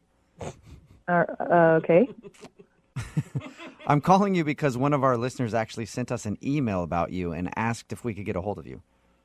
Well, I've never heard of your show, so I don't know anybody that would listen to it. Well, you do actually. You know one person at least who listens to it, and he liked you so much that he wanted us to get a hold of you. Okay, and who would that be? That would be a guy named Eric that you met at a bar recently. Are you serious? Yes, I am. He sent us an email and told us about how he met you and had been texting back and forth with you, really wanted to take you out on a date, but you've stopped texting him. So he asked us if we could get you on the phone and find out if something happened. Wow. I'm not sure what you guys know about. I mean, I don't know what he told you, so. He told us, he pretty much just told us that he met you, you were standing in line for the restroom, and then he helped you use the guy's restroom. You guys talked to the bar for about a half an hour and have been planning a date, but then you just dropped off the face of the earth. Oh. You dropped out of Eric's world and he can't stand it, Penny. So is that true? Did it really happen? Yeah, so that's true, but he was so rude and so clueless to how rude he was that I didn't just drop off the face of the earth. There was very specific reasons why I just decided never to connect with that person again, ever. Would you mind telling us? Why'd you give the number if he was so rude? I felt bad. Like, I almost kind of felt bad. I mean, this guy was never, ever going to be with a woman. I just ever? don't see it. He'll never be with a woman ever. What did he do that was so rude? Well, after he held the bathroom door for me, I made the huge mistake of sitting down for a drink with him. He offered to buy me a drink, which I said yes to. These all sound like nice gentleman things to do so far. They sound really nice. They start off to be really nice, gentlemanly things to do. And then he keeps talking, and his mouth just doesn't stop moving. So he proceeds to troll every girl in line and rate her based on looks. which was really fun as another woman in that bar to sit and listen to somebody do. So he's sitting with you and rating all the other girls in the bar. Oh, yeah. I don't know if he was bored or he thought this was a great idea, but he said, look at all those trolls standing in line, and he wanted to just, like, rate them on a scale of 1 to 10, one by one. And I didn't even get to finish my sentence, and he just starts, like, laying into him. Did you try to interrupt him and stop him from this? Oh, yeah. I kept asking him to talk about something else, and he was just, things like, oh, that girl, there's a 4. I mean, her eyes are too far apart. She's got hairy eyebrows and bad skin. And, like, one at a time, like, oh, she's like a straight-up garden gnome, man. Like, she's, like, short and squat. And, like, I mean, he was cracking himself up. He thought he was Mr. Funny Ha-Ha. And I don't think that he has ever had a girlfriend in his entire life because somebody would have stopped this a long time ago. You know, he did tell us that you're the hottest girl that's ever spoke to him. Oh, well, that is a compliment, I'm sure. I'm surprised he said I was the hottest girl because he actually wanted to rate me as well. So what did you say to him when he told you that? I asked if we could not do that. I said, let's not do the rating thing anymore. Let's move on. Let's try to talk about anything else, anything. And did he give you a rating? Oh, yeah, he gave me a rating. He was adamant. He said, nope, I'm going to hear the rating because it's a good one. Okay. I'm guessing he's like, you're a 10. Look at all those other 4s and 5s. I'm sitting next to the 10 in the bar.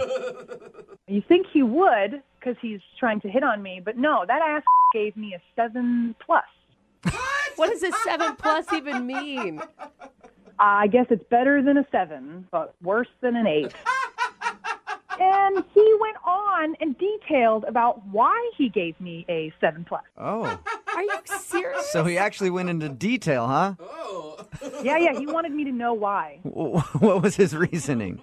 Well, my teeth weren't perfectly straight enough, and I had a nice chest, but it could have been a little bigger. How did you not slap this dude? I think he's just so unaware. Like, it wouldn't do anything. It wouldn't help. It's never going to click with him. He's never had a girlfriend, probably never will.